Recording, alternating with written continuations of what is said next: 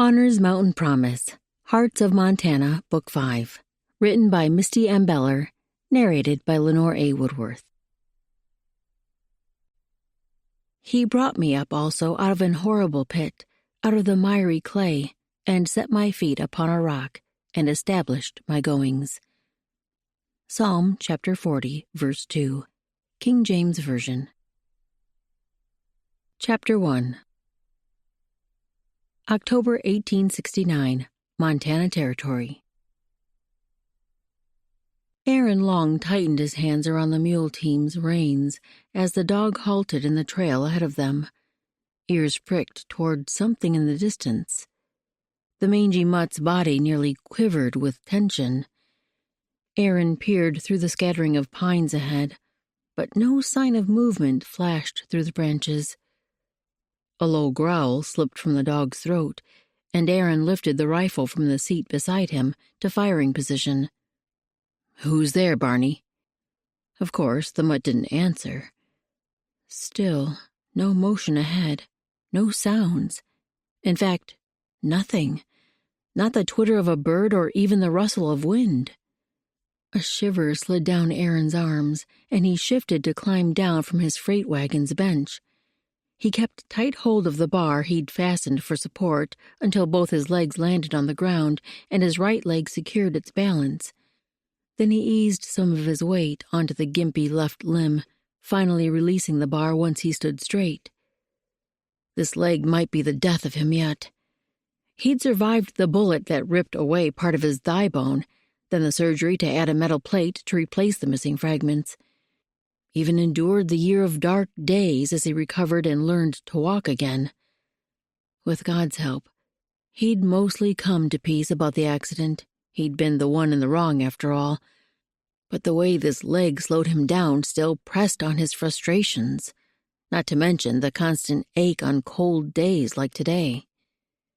With winter coming on, this pain would be his steady companion for months. As he hobbled along the road, another burning in that limb made itself known, this one farther down. His shoe had rubbed a hole through his stocking and started into his flesh 2 days ago. He'd stopped to help a driver retrieve items from an overturned load, and all that walking up and down the mountainside had started a chafing that hadn't stopped since. We glory in tribulations also, knowing that tribulation worketh patience. He replayed the verse from Romans that he'd been clinging to ever since he'd found those powerful words. According to the Apostle Paul, patience would produce perseverance, and the perseverance would turn into hope. Lord, I could use some hope right now. He pushed aside the pain and dark thoughts it always tried to summon, then stepped forward, focusing on the road ahead. Barney still held his position, staring into the distance, but occasionally the dog would glance back, as though to make sure Aaron was following. Aaron did his best to quiet his footfalls as he limped forward, though he could never manage the silent stalk he'd mastered before, in his past life. The road wound through the trees, but he took a more direct route, so he didn't have to walk as far. Also, the foliage would give him cover if a true threat lurked ahead. Since he hadn't heard any unusual sounds, this was more likely to be an animal than a human, and the only creature this quiet who posed a danger would be a wildcat. Aaron shifted his attention up to the trees ahead of him. Perhaps he should have taken the road instead of planting himself under so many branches where a cougar might be waiting. But the lower branches were far enough apart through here that he could see an animal long before he came close enough to be attacked. Barney trotted beside him, just out of reach but never straying far. The mongrel probably only stayed with him for the food Aaron tossed him at each meal, for he'd never actually allowed Aaron to touch him. Something dark through the trees ahead made him slow. That could be a boulder at the edge of the road, but the flash of color looked man-made. He shifted from trunk to trunk as he approached, resurrecting all the senses that had laid dormant so long now. He'd once possessed a well-honed ability to spot danger and move a step or two ahead of the threat. As he reached the last tree at the edge of the road, he leaned around for a better view of what he'd glimpsed. A wagon. Lying on its side, bundles and barrels spilling out from under an oilskin. His gut clenched tighter. That kind of accident was a freighter's worst fear. One of them, anyway. But where was the man? The mules were missing, too. So maybe the fellow had gone off to catch them. This looked like a runaway situation. A glance down the road in both directions showed no one around, but just in case, he called out. "Anyone there?" He didn't want to be shot when he crossed to the rig. No answer sounded, only this deathly stillness. Easing away from his cover, Aaron kept the butt of his rifle tucked against his shoulder, finger near the trigger so he could fire if danger reared its head. He wouldn't shoot a person, not if he could help it. So many months of recovery had given him a healthy respect for the lasting effects of a split-second decision like that. As he neared the wagon, he could better make out the smashed crates and spilled contents. Some kind of ore, probably silver or copper, meant this rig had been coming from one of the mining towns, headed to Fort Benton, where the containers would be loaded on a steamer bound for the States. Peeking out from the oilskin was the flash of color he'd seen through the trees. A carpet bag, stitched with roses and swirls, that no respectable man would be caught carrying. The freighter must have had his wife on the bench with him. Lord, let neither of them be hurt. He moved to the front of the rig and towed the straps that secured the team to the wooden traces. Ripped. This had definitely been a runaway. Since Aaron hadn't seen a team of mules careening along the Mullen Road, the animals must have split southward down the slope. Either that or they'd turned and gone back the way they'd come. He hobbled around to the other side of the box to see what condition the wheels were in. When the driver caught his animals, his next step would be to right this vehicle and try to patch it together enough to get to Helena, the closest town with a Wainwright in these parts. As he rounded the corner, a bit of brown in the grass caught his gaze. No. The pressure on his chest clamped down. Please, Lord. But it was. The fur overcoat, a tuft of graying hair protruding at one end of the form and two boot toes poking out at the other. Aaron swallowed down the bile rising in his throat. Lord, why? A death like this felt so senseless. He forced his feet forward. The man might not be dead, though his instincts told him it was true. Still, he had to check. His weak leg protested as he lowered to a sitting position to reach the fellow's neck, and he wove two fingers through the growth of beard to feel a pulse. Nothing fluttered under his touch. As he focused on any movement, a growl sounded from the road. He jerked his gaze to where Barney stared. A rise in the road kept him from seeing what lay beyond. A sound slipped through the air. Something like breathing? Aaron scrambled to push up to his feet, using his rifle like a cane as he found his balance. The sound grew louder, like someone puffing as they climbed the hill. The driver's wife? His belly tightened. The last thing he wanted was to tell a woman her husband had passed. He positioned his rifle at the ready, but not yet aimed, as he waited for the stranger to reveal herself. A blonde head showed first, then the pretty face of a female, far younger than he would expect to be matched with this white-haired freighter. As her shoulders came clear, she halted to scan the area. Those sounds had definitely been breathing, and they grew even louder now as she sucked in gulps of air. The moment her gaze took in the wagon, her features crumpled. She scanned the rig lying on its side, and the goods fallen out, her jaw slowly dropping open. She still hadn't seen Aaron, so he shifted a little to catch her eye. He didn't want to startle her any more than she would be already. Her gaze shot to him, her eyes widening and her jaw snapping shut. The moment her attention dipped to his rifle, he lowered it to point at the ground beside him. "I won't hurt you, ma'am. I'm here to help." She regarded him with a wary look. "Who are you? Where's Mr. Driscoll?" Did she mean her husband? Or maybe she was simply a passenger he was carrying to Fort Benton. Aaron didn't haul people, as a rule, only goods, but a lot of other freighters didn't mind a companion if it meant a bit of extra money for their trouble. He kept his voice as gentle as he could manage. "If you mean the driver, I'm afraid he didn't make it." He motioned toward the body in the grass. As she took in the form, her pretty features twisted in horror. A noise came from her that sounded like a half moan, half grunt. Then she slipped out of view. Panic made him lurch forward. Had she stumbled? He couldn't remember how steep that slope was. "Ma'am, are you all right?" He hobbled as fast as he could manage, and the top of her head came into view again as he neared the rise.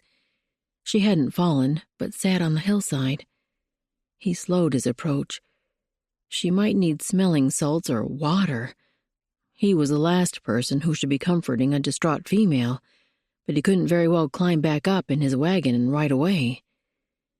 That new realization slowly webbed its way through his mind, wrapping around him like a noose rope.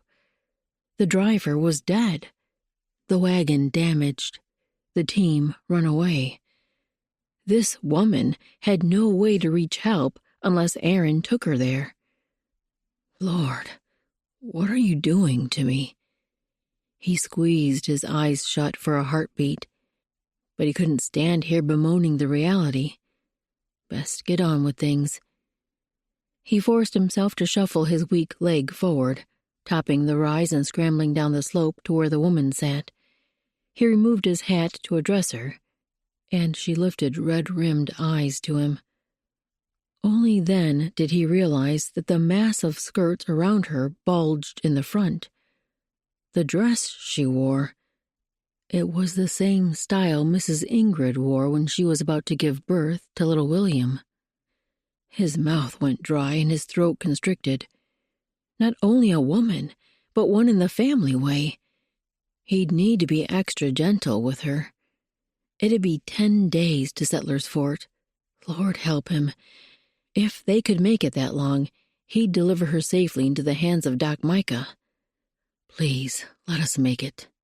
He forced his gaze back up to her eyes, the ones that the hope had leaked out of. He knew that feeling. He'd lived the sadness. He swallowed to bring enough moisture into his mouth to speak. "I'm Aaron Long." The words came out raspy, so he cleared his throat. "I assume you were riding on that wagon?" How had she gotten off before the wreck? Was she injured? She nodded. "I had just climbed down. A wildcat jumped from a tree and landed on the mules." Her lips rolled in, her jaw trembling. "Confound it. Help me here, Lord." The mules must have run for all they were worth to shake free of that cougar. Poor Driscoll. He shifted farther down the slope so he didn't loom over her. Then he softened his voice. "Are you hurt, ma'am?" She shook her head, a dainty movement that didn't belong out here in these rough mountains. What was she doing in this land? Was she really not injured? He slid a glance down the length of her, but those voluminous skirts covered everything. She would have said if she'd broken a limb, surely. She did climb the hill, after all. She hadn't spoken much, though, not since asking about the driver.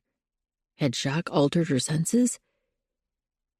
"Can I get you something, ma'am? A drink of water?" She locked those reddened eyes on him again, and the desperation in her expression gripped his chest.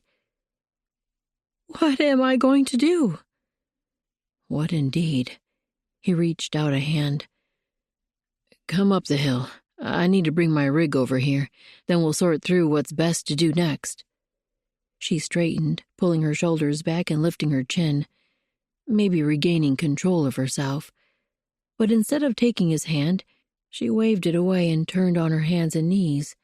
Then she slowly worked up to a standing position. The task looked as if it required a great deal of effort, but with his own weakness, all he could do was grip her elbow and help her rise. Her face formed a grimace as she straightened and placed both hands under her large belly, pulling her arm from his hold in the process. She squared her shoulders once more and started up the slope. Obviously, she didn't want the likes of him touching her. Who could blame the lady? As he followed, her every step looked as painful as his, and her breathing grew loud again. For his part, he had to lock his jaw against the burning in his foot where the flesh had rubbed raw. At last they reached the flat ground at the summit, and she paused to suck in gulps of air. She still had her hands braced beneath her protruding middle, and the position outlined the expanse of the bulge there. That babe must be ready to come any time. Where was her husband? She caught him looking, and heat surged up his neck. Before he could turn away, she offered a tight smile. I have a month still. Long enough to reach Fort Benton. Her gaze shifted toward the wagon and the still form nearby. That's where Mr. Driscoll was taking me. He said there's a doctor there who can deliver my baby. Then, when the ships start coming up the Missouri in the spring, we'll take the first one back to Philadelphia. 1 month. Lord, don't let that little one come early. Is your husband waiting in Fort Benton for you? If so, why hadn't he come for her instead of making her travel alone with a freighter? As this situation showed, travel in these mountains could be treacherous. She lifted her chin, though she didn't look at him again. He died on our homestead. My family lives back in Philadelphia. Poor thing. She was having to navigate this challenging journey completely alone, and in her grief, too. He'd have to take her with him to Settlers Fort then, and get her there as soon as he could manage, so she'd have time to settle in before the baby came. He followed her gaze to the wagon, bracing his hands at his waist as he studied the spilled contents. It'll take me a couple hours to bury Driscoll. Then I have a little room on my load to add some of his. He shot a look her way.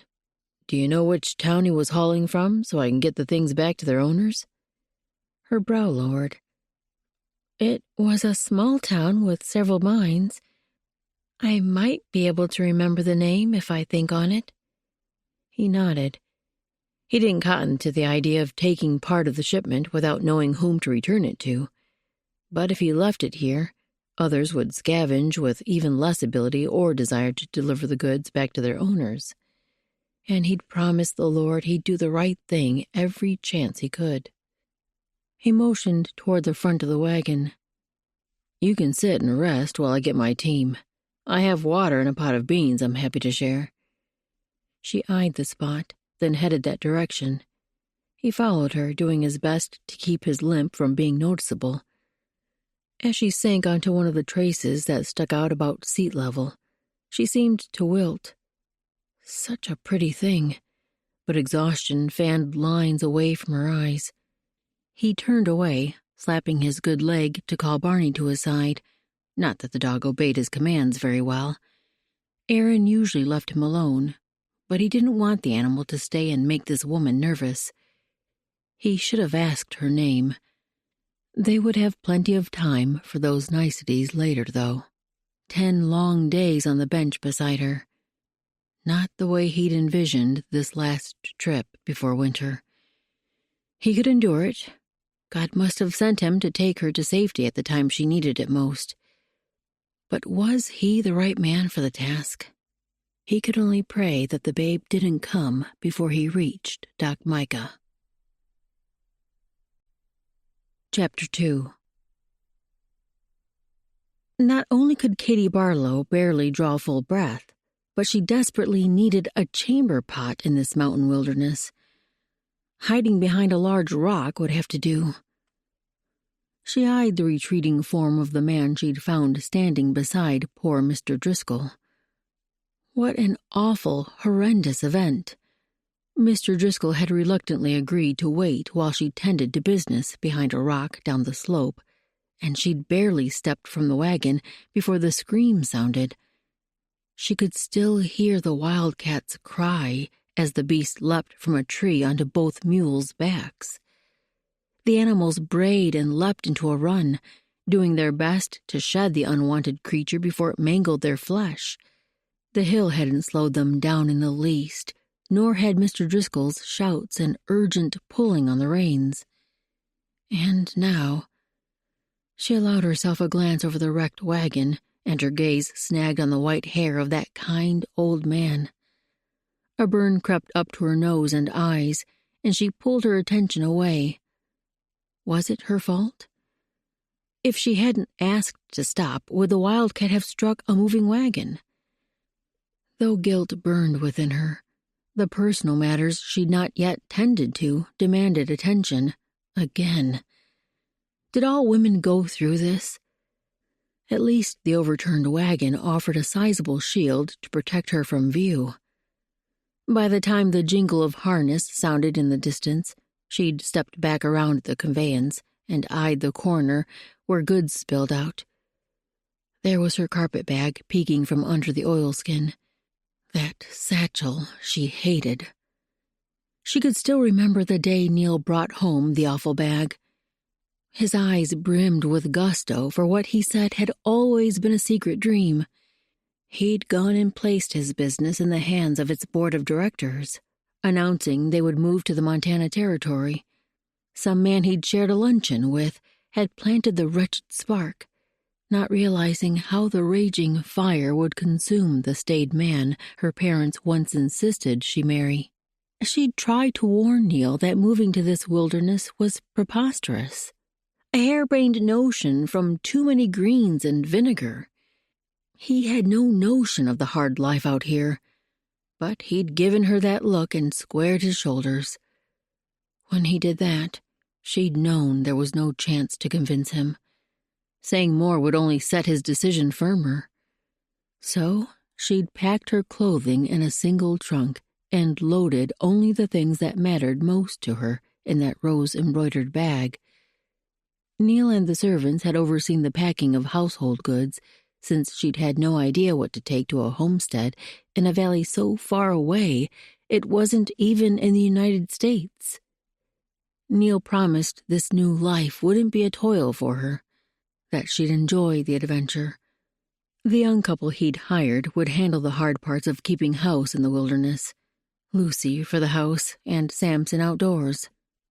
Of course, Neil hadn't counted on the pair slipping away in the night only a week after the completion of their cabin and barn. News of gold in Helena must have lured them.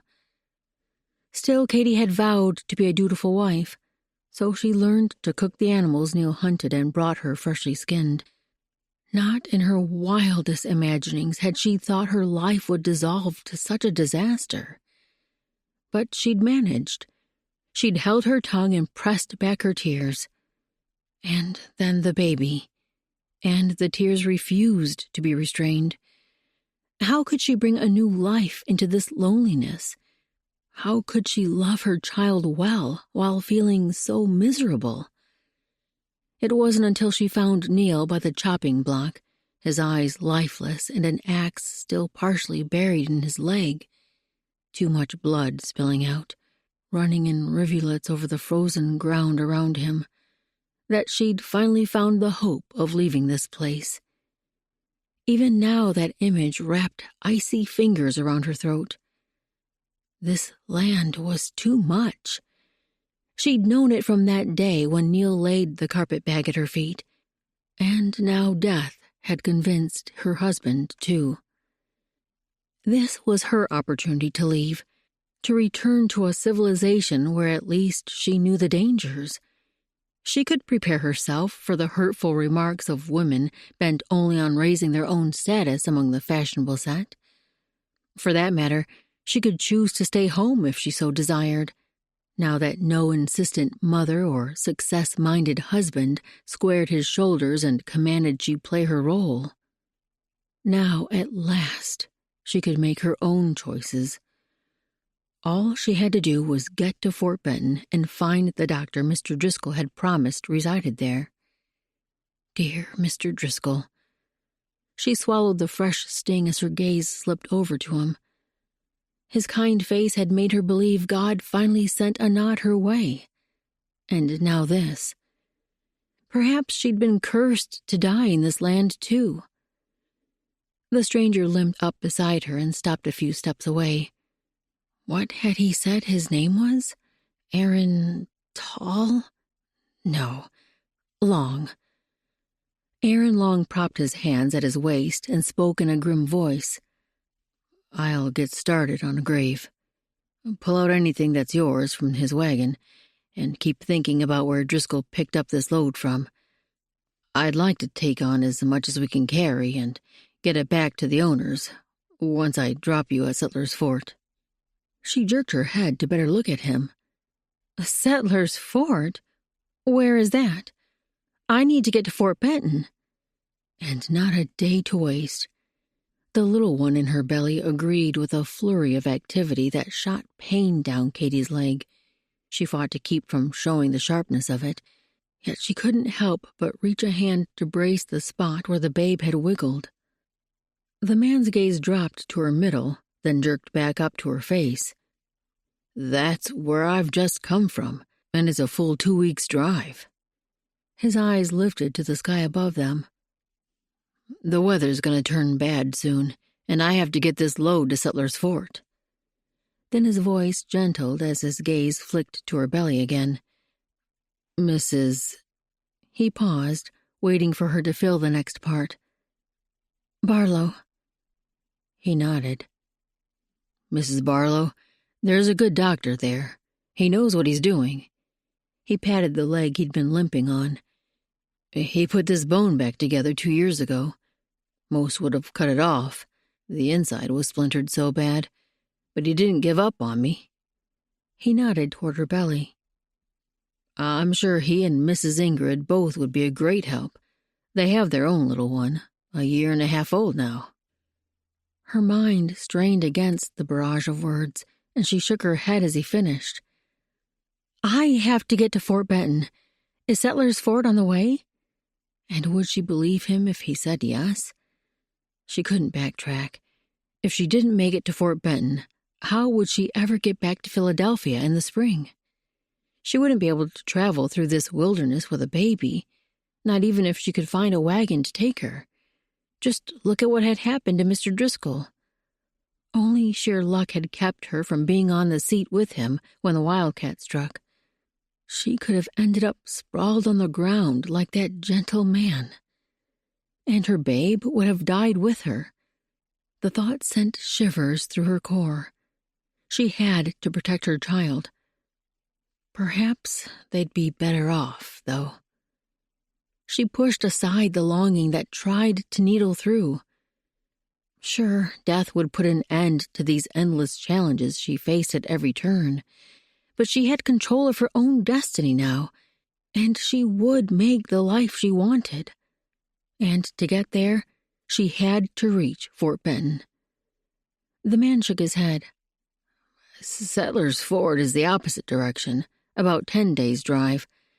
Then his expression turned earnest. I would take you to Benton if there were any way I could, but my load contains supplies urgently needed at Settler's Fort. If I'm delayed 3.5 weeks, people will suffer. And we're likely to have quite a snowstorm between now and then. I might not make it back at all before spring. Panic welled into her chest, nearly smothering the breath that was already so hard to take in with the weight of the baby pulling on her. I have to get to Fort Benton. I'll wait for another wagon. He didn't answer right away, just watched her, his brows lowered as though thinking hard. He wasn't as old as she'd assumed because of his limp, maybe 30 years or so. His blue eyes weren't the kind of light, clear color that jumped out at you. They were almost navy, like a stormy night, hiding the depths of his thoughts. Finally, he spoke again. Sometimes I go days on this road without passing another soul, especially this late in the season. I can't leave you here without knowing for sure you have a safe ride. Plus, there are wild animals lurking.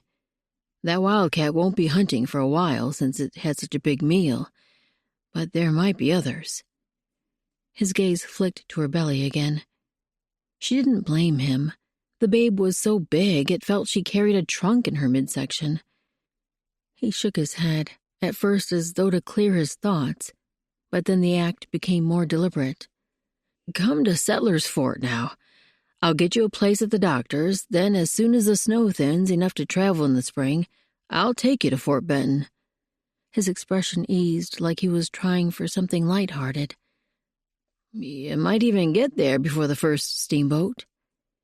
She focused on breathing as she worked through that idea. All she really needed was a safe place to spend the winter, a doctor who could help with the birthing, and the ability to take the first steamer from Fort Benton once the Missouri thawed in the spring.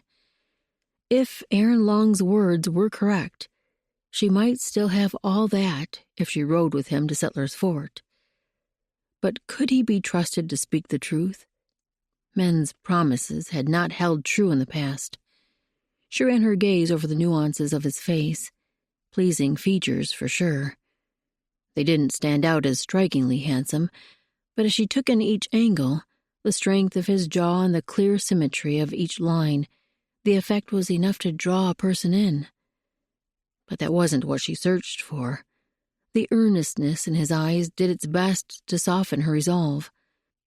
But he might have made an art of convincing innocence of his respectability for nefarious purposes. She nearly snorted at that thought. She was no debutante. No man could look at her with desire, not in this condition. She would be a millstone around Mr. Long's neck, no matter how hard she tried not to be. Still, she kept a hard glare on him. Why would you want me to travel with you? Wouldn't it be much easier if you went your way and left me to worry about transportation on my own? He dipped his gaze to the ground, where the toe of his boot brushed the grass. I can't leave you here. Neither my conscience nor my Lord would allow that. He looked up again. Isn't there something I can do to ease your mind about Settler's Fort? It's a small mining town full of good people. My brother and I have lived there 2 years now, since they brought me in with my broken leg. He motioned again to the limb he didn't seem to put much weight on. A bit of curiosity crept in, maybe so she wouldn't have to face the harder decision, but she gave way to it.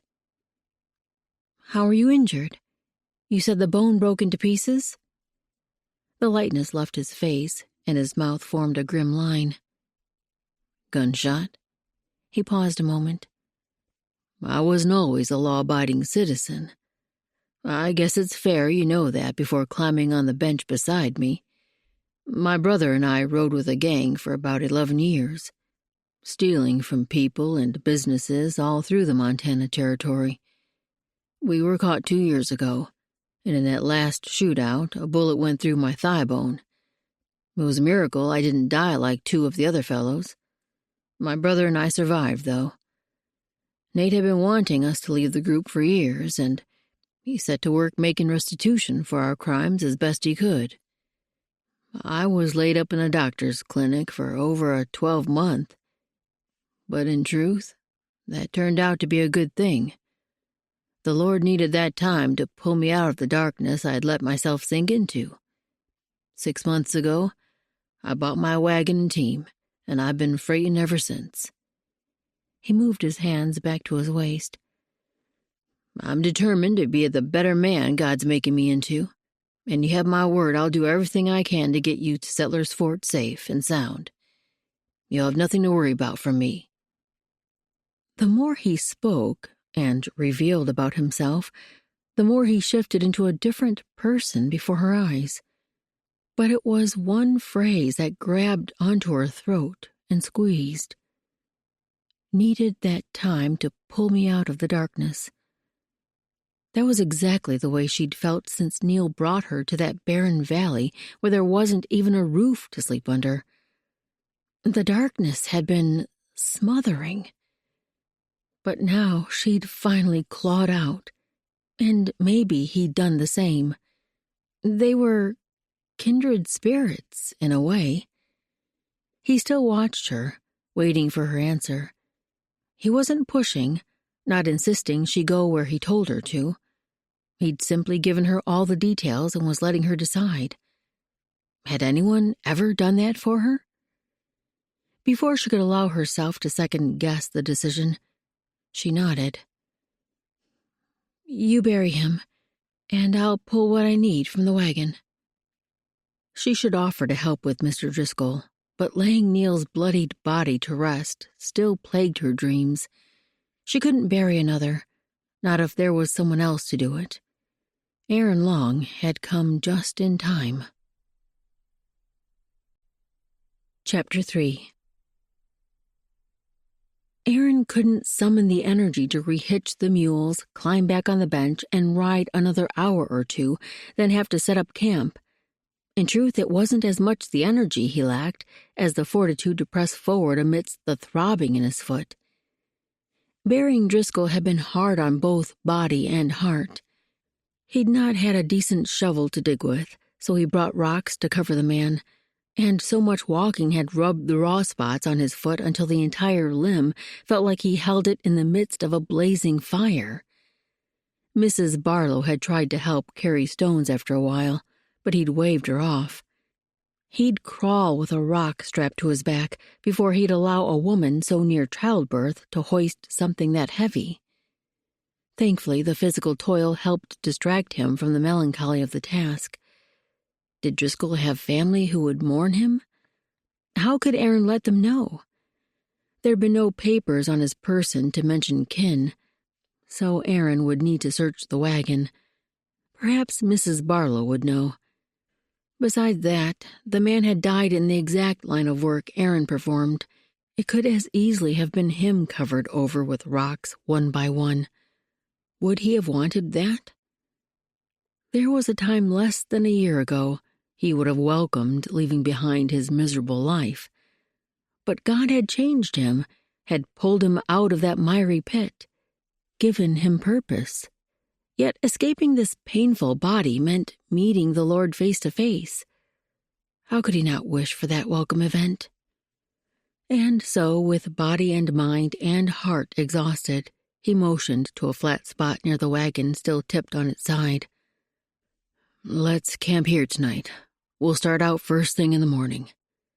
Mrs. Barlow straightened from folding a blanket and turned to him. "Camp here?" She lifted her gaze to the gray clouds covering the sky above them. "Shouldn't we go as far as we can before dark?" In truth, she looked as weary as he felt, with the way her shoulders stooped. Tired lines fanned away from her eyes, far more than when he'd met her earlier. He shook his head. "I think we both need rest. We'll start fresh tomorrow." He wouldn't normally have admitted his exhaustion, especially to a woman as pretty as she, but that bit of honesty might be the only thing that made her give in. She shrugged and turned back to the blanket. "What should we do to make camp?" Shouldn't she already know that? Surely she'd helped Driscoll set up and break down camp, or perhaps the man hadn't allowed her to lift a hand because of her condition. Aaron's pride might want to do the same, but his body wouldn't be able to manage it. At least not without scenes that would be far more injurious to his pride than simply allowing her to do a few of the easier tasks. He turned toward where he'd tied the mules to graze. "I'm going to settle my team for the night. You'll find a pot of beans under the bench of my wagon and an oilcloth wrapped around blankets for bedding. There's dry kindling under there, too, and a tinderbox if you want to start the fire." He had to lock his jaw to keep from groaning with every step as he hobbled to the grassy area where he'd tied Cain and Abel. He'd left their harness on because he'd assumed he'd be hitching them to the wagon again today, but now he could relieve them of the load and walk them down the slope to water. What of Driscoll's team? Had the wildcat gotten the best of them? 2 mules would be too large of a meal for one mountain lion, but the damages might have been deadly for them both, from the scene Mrs. Barlow had described. Whatever the cat didn't eat, wolves would surely be thankful for. He gave Abel a pat on the neck. "I'll do my best to keep you from that fate, boy. It's mostly in the Lord's hands, though." The mule shook its head and snorted, then rubbed its muzzle against Aaron's arm. As much as he would have liked to accommodate his faithful friend, he pulled back so Abel's weight didn't knock him off balance. "Sorry, fella. You can't push on my bad leg like that." Doing everything required for the mules took nearly an hour, and he had to lean on Abel's shoulders like a walking stick to help him back up the hill. This mule was the older of the two brothers, and definitely the steadier one, like his namesake. Cain possessed greater strength, but a much more ornery spirit. As they crested the rise to the level area where the wagon sat, he could nearly taste the beans he'd cooked the night before. Mrs. Barlow should have the fire going by now, and the pot warmed. He'd be just in time to eat. His gaze found the woman, perched in the spot where he'd pointed out to make camp. Where was the fire? She just sat there, legs sprawled out in front of her and arms propped behind. The position made the babe look even bigger than when she stood. She wasn't doing anything, though, just watching his approach. He led the mules toward her, and as he neared, he could see the blankets laid out into sleeping pallets, and there was the pot of beans and a few sticks of kindling, but still no fire. He halted Cain and Abel in front of her. "Did you not find the tinder box?" He kept it in the same bundle as the blankets, so she couldn't have missed it. "It's here." She nodded to the metal case tucked behind the sticks. "I'm not very good at starting a fire from a spark, though." So she hadn't even tried? The wood wasn't arranged to light, just stacked to the side. How could any person live to adulthood and not be able to start a fire from a tinderbox, especially in this remote territory? He held in his frustration and turned the team toward the spot he planned to tie them so they could graze in the night. "I'll be back to do it in a minute." Once he settled the mules, Barney stepped from the woods to take up his place at Aaron's side. The dog trotted just out of reach as Aaron picked up firewood on his way toward the place where the woman still sat, doing nothing. Even if she couldn't light the fire, she could have gathered more logs. Sure, she was likely tired, but did she not realize they'd need logs to burn for the night? Aaron had enough water in his flask to carry him to morning, but he sure hoped the woman had her own stashed somewhere in Driscoll's wagon, for he might not be able to manage the hike down and back up that hill again. Had she thought of that? As he reached her and dropped the logs with a thump, she sat up straighter. "Tell me what to do, and I'll help." He'd already done that, and she'd only accomplished half of what he asked. But he kept that gripe to himself. "We'll need several more loads of firewood. If it's too hard in your condition, I can get them." Perhaps the excitement of this day had been too much for her, though if so, she shouldn't offer to help. He settled onto the ground, and his body sagged with relief. His leg might not be willing to bear weight again tonight, so he could only hope she would be able to bring logs. But as she lumbered onto her hands and knees, then her breaths turned heavy as she struggled to rise. Regret pressed in on him. Carrying a child inside, growing a person, would surely be so much harder than putting up with the pain and challenges of his contrary leg. From this sitting position, he couldn't do much to help her stand except grip her elbow and try to help push her up. At last she straightened and took in several deep breaths as she tucked one hand around her middle and straightened her skirts with the other. That gets harder every day. When she turned and waddled toward the trees, Barney gazed after her. The dog glanced back at Aaron, looking as if he wasn't sure who to stay with. Aaron waved him on. "Go. Keep a watch on her." The dog seemed to understand perfectly, for he trotted after the woman. Ever since the mutt had crept from the trees at the beginning of Aaron's second run from Settler's Fort to Fort Benton, the dog rarely left his side. He wouldn't come close enough to be touched, not even if Aaron held out savory meat or tried to creep up when the animal slept. It seemed Barney had taken a liking to Mrs. Barlow. Perhaps that meant she was a decent sort, or maybe the dog sensed she needed a friend. Animals usually had keen intuition in both those areas. He suspected Barney had joined up with him all those months ago for the same reasons. Now he must think this woman needed him more than Aaron. The dog was probably right, but it didn't lessen the sting of rejection. Katie pushed herself up to a sitting position in the darkness. The longer she laid here trying to force sleep, the more images batted about in her mind. Any time the lifeless bodies of her husband or Mr. Driscoll tried to show themselves, she managed to push them away quickly enough. But her thoughts simply wouldn't stop. Maybe walking around a while would help. Besides, she needed to use the tree cover for a moment of privacy. Perhaps she could bring back more firewood on her return. Then maybe she could finally fall back to sleep. She did her best not to make noise as she struggled to standing, but when she glanced over at Mr. Long's sleeping form, the firelight reflected off his open eyes as he watched her. "Do you need something?" He kept his voice low, though there was no one about save the dog, who'd already jumped to his feet. She shook her head. "Sorry to wake you. I'm just going to the trees for a minute." He nodded, adjusted his head, and closed his eyes. "Call out if you need me. I doubt the wildcat is still searching for a meal, but there might be other animals around. Barney will protect you." She did her best not to shudder as she started for the woods. If she didn't need to go so badly, she wouldn't leave the light of the fire. Hopefully she wouldn't have to call for Mr. Long.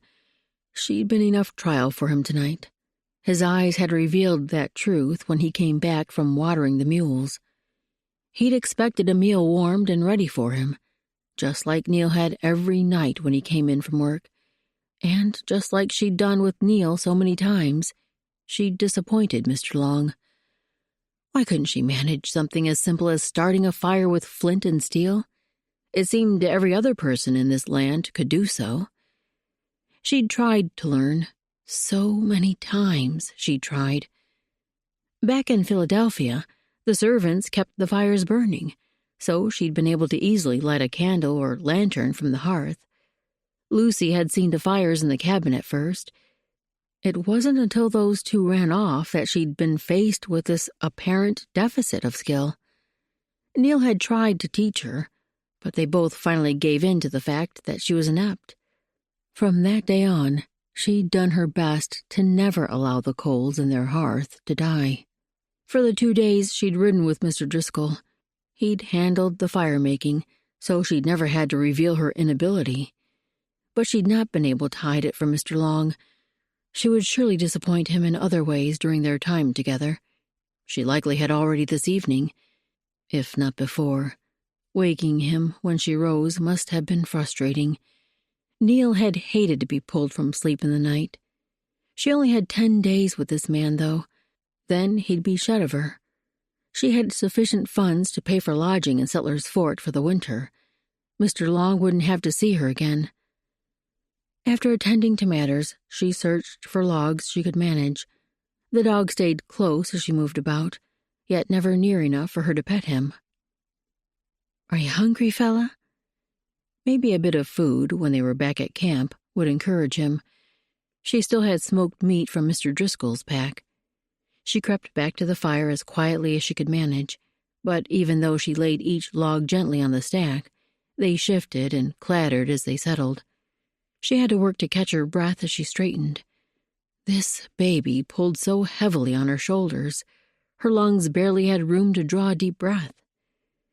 She'd surely awakened Mr. Long again, but he lay with his eyes closed. She moved to kneel beside the crate of foodstuffs and other necessities she'd pulled from Mr. Driscoll's wagon and riffled around inside until she found the pouch of meat. The dog sat about 3 arm lengths away, watching her. She eased down to a sitting position to make herself more comfortable. This could take patience. After breaking off a piece, she tossed it midway between her and the animal. He studied the scrap, then eyed her. At last he seemed to decide accepting the bribe wouldn't endanger him. He crept forward, took the meat in his jaw, then eased back to his original spot. Good. He clearly didn't plan to make this easy, but at least he was susceptible to the treat. The next bite, she dropped a little closer, only an arm length away from herself. He didn't hesitate as long this time, but moved in and took the meat, then retreated, not as far away. Only the fact that Mr. Long was trying to sleep kept her from talking to the dog, but silence might be best. She hadn't been around long enough for her voice to reassure him. After dropping a third piece closer to herself, she kept her hand outstretched part way while he came forward to take it. She made the fourth bite long enough that she could grip the end and hold it out to him. As it hovered just above the ground, the dog eyed the situation carefully. "Come on, boy. You can trust me." She kept herself as still as she could manage, though her arm began to tremble. Why did her entire body feel so weak these days? At last the mutt crept forward, gingerly took the piece, then dropped to its belly to gnaw on it. Ever so slowly, she pulled her hand back as she smiled. The first time she'd smiled in months. He'd not even walked away to eat the meat. She'd been hoping for a chance to pet the animal, but this seemed such a victory, such a show of trust. She had no need to press for more. If only she could succeed so well in the rest of her life. But the obstacles that constantly rose up to thwart her were far less pleasant than a skittish dog. As she crawled back to her blankets, her mind began to conjure what might arise tomorrow. She forced the thoughts away. She'd never get to sleep if she allowed her free rein in that direction. After pulling the blankets around her, she stared into the fire, then through the flames to the man lying on the other side. She was placing her life in his hands.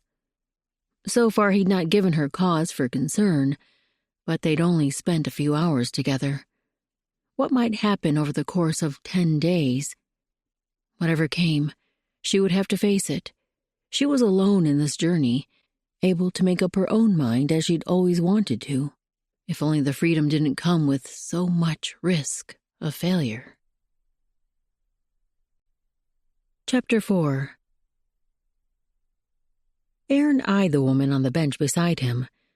She kept shifting around, sometimes straightening and gripping her belly, other times rubbing her back.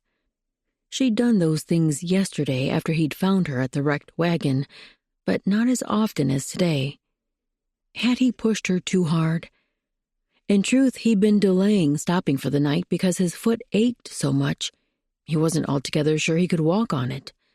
The blisters must be festering. But he'd be a cad if he let his own aches cause her trouble from too much time bouncing on this hard bench as the wagon maneuvered rocks and ruts in the trail. He sent another glance her way. "Are you ready to stop for the night?" "Any time you are." Her voice came out tight. He should have stopped an hour ago. He reined the team to the edge of the road, then pulled back on the leathers. "Whoa, Kane. Whoa, Abel."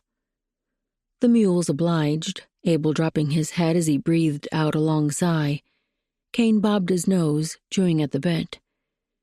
Aaron set the brake, then motioned to the area between the wagon and the cliff that rose up beside them. "There's a good spot to camp out of the wind." She nodded, but didn't move to dismount.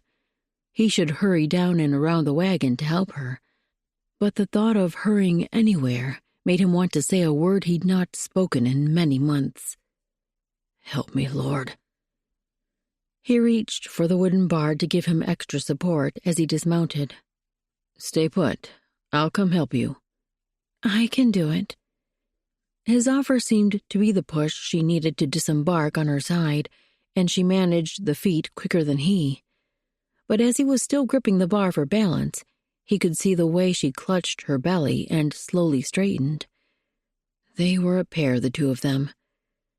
He released the wagon and hobbled to unfasten the traces. I'm going to water the mules and settle them for the night. Stretch your legs if you like. I'll help with camp when I get back. He'd have better expectations for tonight. The dog followed along beside the team, a surprise since he'd appeared to desert the woman the night before. But maybe it wasn't a contest. Barney could wander wherever he wanted, and Aaron could hardly blame him for being charmed by the kindness of that pretty lady. Maybe he joined him now for a drink of water. Every step made Aaron's foot burn with the rubbing of the blisters, and he leaned heavily on Abel's shoulders as they approached the creek. At last he got the animals hobbled where they could graze through the night, but he could no longer conceal the severity of his limp as he trudged back to camp. Mrs. Barlow looked up from the crate she rummaged through as he approached. The way her gaze honed on his leg showed she didn't miss the change in his gait. Hopefully she wouldn't say anything, though. She'd laid out the fire but hadn't kindled it yet. It looked like she had the makings of a meal ready also, a kettle and twin plates prepared with the cornbread he'd fried up last night. Hopefully she planned to add meat to that meal. If not, he had jerky he could pull out. Once he'd lowered himself, his leg burned with relief. He clenched his jaw to keep from groaning while his body adjusted. The pain in his foot seared all the way up to his knee now. He'd have to pull the boot off and see what he could do about those blisters. But first, he reached for the tinderbox. Would you like me to teach you how to start a fire? He tried to keep his tone casual, as though it didn't matter whether she said yes or no. In truth, if she didn't learn this skill soon, she'd never survive in these western territories. Her regard tickled the fine hairs on his neck, but he didn't look her way. When she spoke, her voice sounded hesitant. Others have tried to teach me before. That wasn't quite a no, so maybe he could just talk through his actions. He opened up the tin box. Not sure if you tried it with charcloth or not, but that makes all the difference for me. Once I have my twine opened up, I just hold the cloth against the flint like this. He placed the tiny strip of fabric near the edge of the flint where it would catch a spark. Then I strike the steel against the flint. When I get a good spark on the cloth, I blow it a little. He blew a thin stream of air across the spark, then another until the cloth glowed red. Now I can place it against the twine threads and wrap them around it like so. He blew another bit of air into the bundle, and the flame leapt to life. He placed the burning twine in the middle of the kindling Mrs. Barlow had laid in a pile. You've readied things well. I'm just going to tuck this under the smallest sticks and stand them up over it like an Indian lodge. He sent a glance her way. Have you ever seen a teepee? She was studying his hands with an intense expression as he shifted the twigs around so they'd have the best chance of catching fire. No, but a man who stopped by our homestead told of living in one when he stayed a winter with the crow.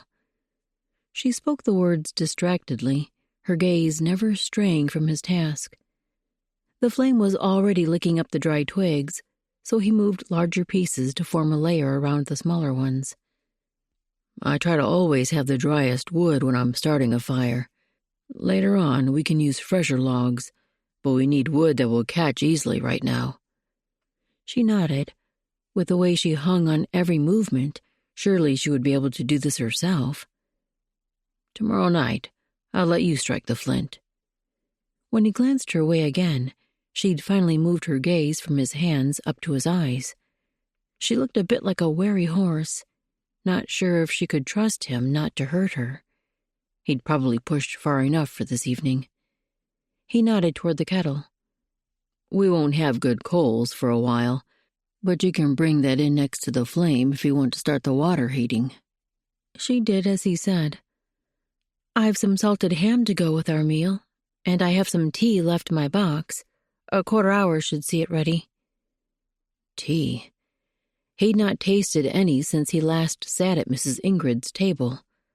Normally he made do with water or coffee in the mornings, but as the notion settled in his mind, the idea of something warm with a rich flavor sounded good about now.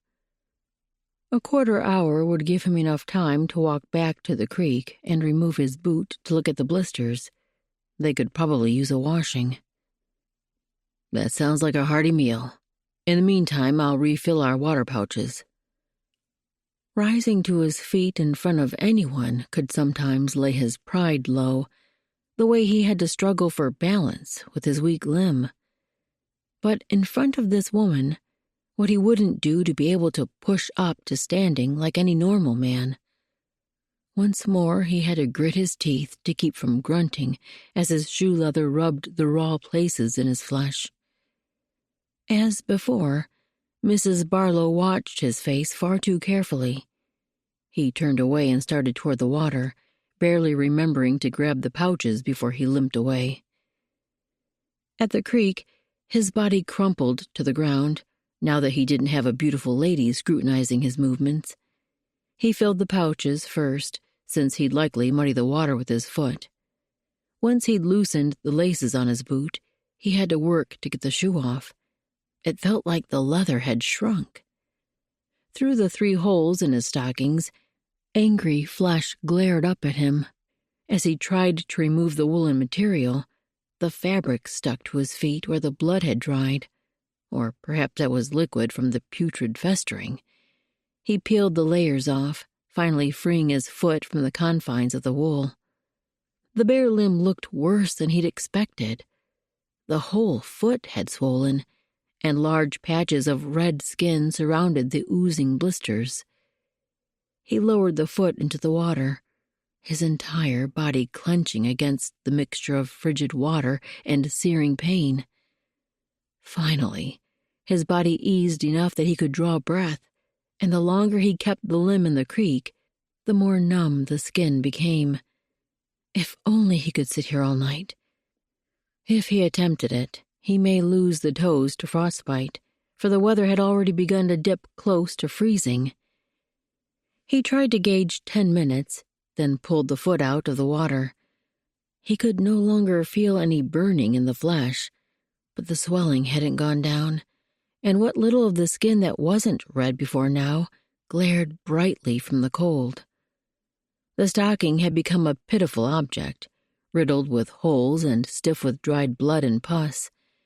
It needed a good washing and mending, but he had nothing else to put on, and his feet would grow even worse in the boot with no stocking at all. The best he could settle for was turning it around so the holes that had been on top of his foot now exposed the bottom. This would likely result in blisters underneath his foot and more holes in the stocking where the boot rubbed on top. Maybe he could find cloth to wrap his foot in before then. But when he tried to pull his boot on over the swollen appendage, the swelling had grown far too large to tuck inside the leather. The effort reignited the flame in his foot, and the more he tugged, the more he wanted to either swear or cry. This was ridiculous. Would he have to now trudge back with only a stocking on this foot? At least it wouldn't make his limp any worse than it had already become. Not having the leather rub would feel better. Should he remove the other shoe, too? Mrs. Barlow would surely think him a daft invalid. Certainly not a man to be admired. He'd come to terms with the fact that no woman would consider him a catch with this weak leg. But spending so much time with a lady like Mrs. Barlow, well, that made a man wish for better. Made him wish he were better. Was the drop in temperature the cause of Mr. Long's pain? Katie studied him as he limped back to their camp. Maybe she shouldn't be so obvious in watching, but she had neither the strength nor desire to cater to polite manners, and this man needed help. That was why she was brewing willow bark tea for his pain. Was something else wrong, though? The limp was a great more severe than yesterday. Had he hurt himself since then? As he neared the camp, she caught sight of his stockinged foot. He must have injured himself. Either that or the shoe made his leg hurt worse. Just watching the way he eased himself down a tiny bit at a time made her own body hurt. He exhaled a long breath once he settled, but he didn't look her way. He also tucked his foot where his trousers mostly covered it, so she couldn't get a good view of the stocking. She might have to directly ask him what had happened. First, though, she handed him the plate she'd prepared. Men always responded better with a full belly. He took the food with a thanks, and then she poured tea from the kettle. "This will taste better after it brews longer, but here's a cup to start with." The willow bark would be bitter. Too bad she didn't have sugar or molasses to sweeten it with. "Aren't you going to eat?" He hadn't taken a bite yet, but motioned toward her own plate, which she hadn't touched. "I'll get to it. Here's your tea." In truth, her body was almost too weary to eat. She would do what she needed to help Mr. Long before collapsing onto her blanket. The pains around her belly had come more frequently this afternoon. Nothing so strong she couldn't stand it, and not steady like her housewifery book said to watch for. Just exhausting. He took the cup and sipped, but his brow stayed lowered. He seemed to be contemplating something. "Aren't you feeling well?" Now it was her turn not to meet his gaze. "Just tired." She adjusted the kettle back among the logs on the fire. "Lie down, then. I can do what's left to be done." She looked over at his foot, where only a snippet of gray wool showed. "Are you hurt? A new injury, I mean?" She couldn't stretch out for the night until she'd done everything she could for him. He shifted, covering the foot a little more. "Just a rub from my boot, nothing much." She met his gaze. "I have a salve that should keep any blisters from festering. Is there a hole in your stocking? I don't have darning needles, but I might be able to patch it." He shook his head a little too quickly. "I'd use a salve if you have it. No need to concern yourself about the holes." More than one hole, then. And, since he seemed so skittish about the whole situation, his blisters had likely already festered. That must be adding to his limp. She had a feeling this man didn't like to show pain. She searched her carpet bag for the cream Sarah had taught her to mix. She had an extra pair of wool stockings, too. Would he accept them if she offered? They were a simple cream color, no fancy embroidery or ruffles, and the weave was loose enough that the pair would likely stretch to fit his feet. If he was in the condition she suspected, his own stocking would do little to help, and he might be willing, or rather desperate enough, to use hers. She pulled out the salve and the garments and handed them to him, then kept her voice casual enough to ease his pride. "If you've a hole in yours, put these on to keep the boot from rubbing more. You wouldn't want the blisters to fester and burn. When they reach that state, the foot will often swell, and sometimes the fever will overtake the rest of your body. You'd be laid low in only a day or two, and I need to get to that town and its doctor." She could only hope the description of what was to come, maybe some of which he was already experiencing, would encourage him to care for the wounds properly. He took the jar and stockings, but his gaze had sharpened on her. "Do you think the babe will come early?" She didn't have the strength to ease his fears too much, but she could offer a simple fact. "I'm supposed to have several weeks still, maybe as much as a month." Though that didn't ensure this little one would wait the full length of time. The housewifery book made that clear. For now, she needed to allow him a moment alone to care for his foot. She shifted to her knees so she could work up to standing. "I'm going to the water for a minute." And when she came back, she would ignore the call of the blankets no longer. Chapter 5. The salve had worked a miracle. Aaron stared at his foot as he sat on the creek's bank in the early morning light. Raised red patches still outlined the open sores, but the foot was no longer swollen. The tightness had left his skin, though the flesh still burned. Not as fiery as the night before, even when he'd walked on the limb. Whatever was in that salve, he needed to get his own tin of it. The container wasn't labeled, so he'd have to ask the name so he could order it in the spring. Could he wait that long? Maybe she had an extra container he could purchase from her.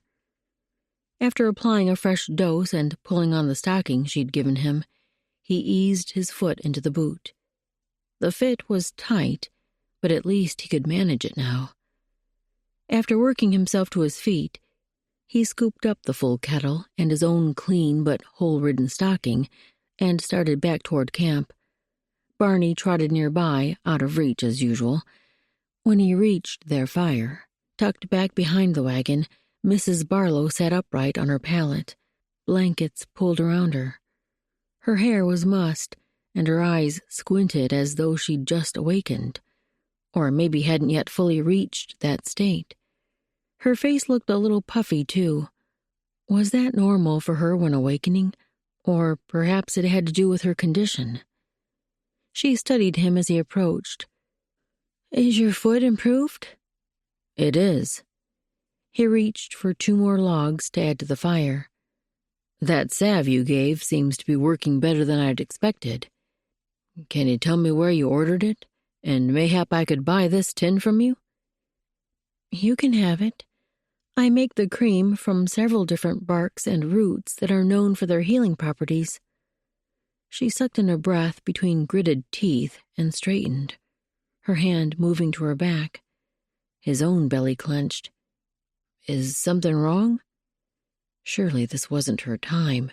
She had a month left. But maybe something else was paining her. She shook her head. "Just the baby moving a lot this morning. That's why I didn't get much sleep." No wonder she looked so weary. "Would you like coffee or tea? I can cook up corn mush, too. Something warm might make you and the baby both happy." She looked hesitant. "Maybe tea? Thank you." He eased himself to the ground and started the water heating as he prepared the pot for the tea. Mrs. Barlow lay back on her bed pallet, looking like she didn't have the strength to stay upright. He tried not to stare, but her face had lost most of its color. Would she be well enough to travel today?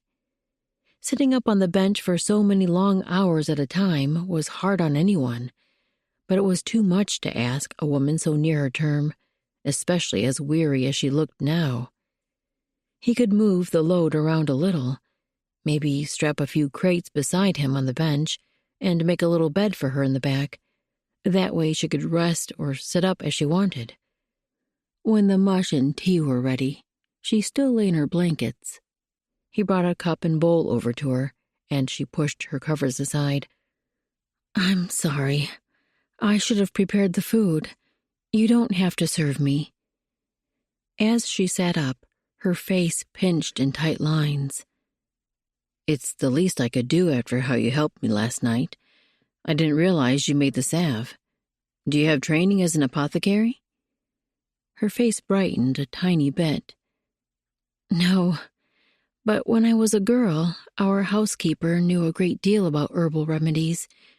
She taught me, then gave me some of her books that identify plants and which parts are good for healing." Though the weariness marking her features didn't fade, her eyes and voice lit as she spoke. "You've proven yourself an apt student." As she took a sip of tea, her body jerked a little.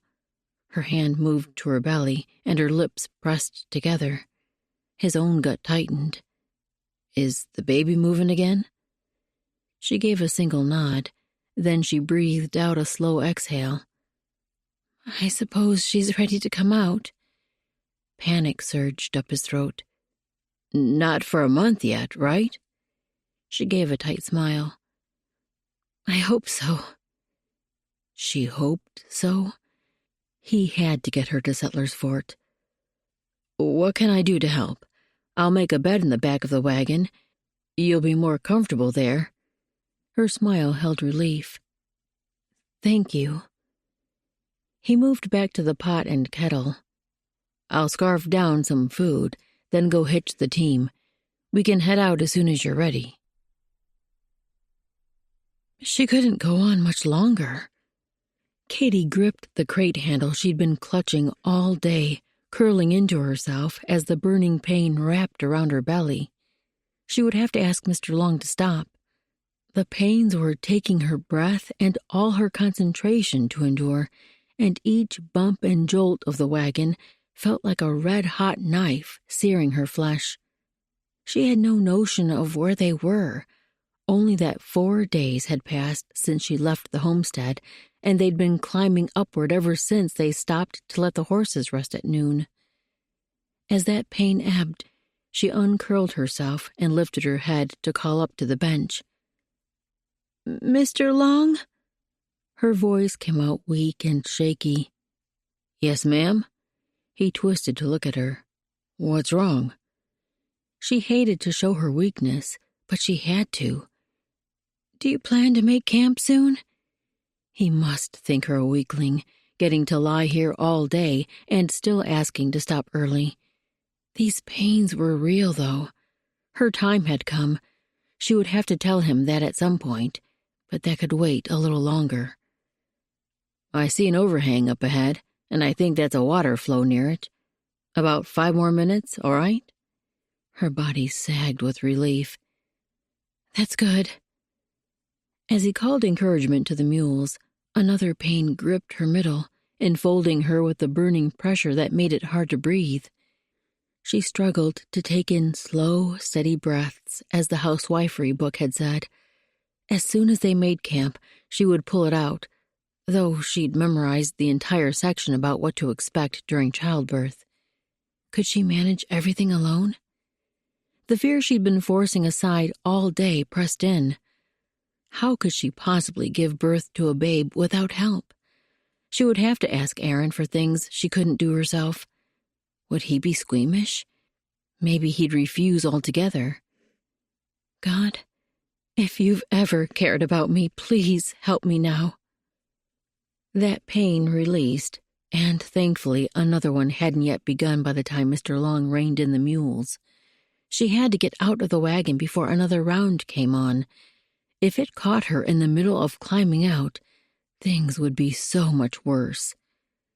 With one hand under her belly for support, she pushed herself upright, then reached for the side to climb over. "I'll come back and help you."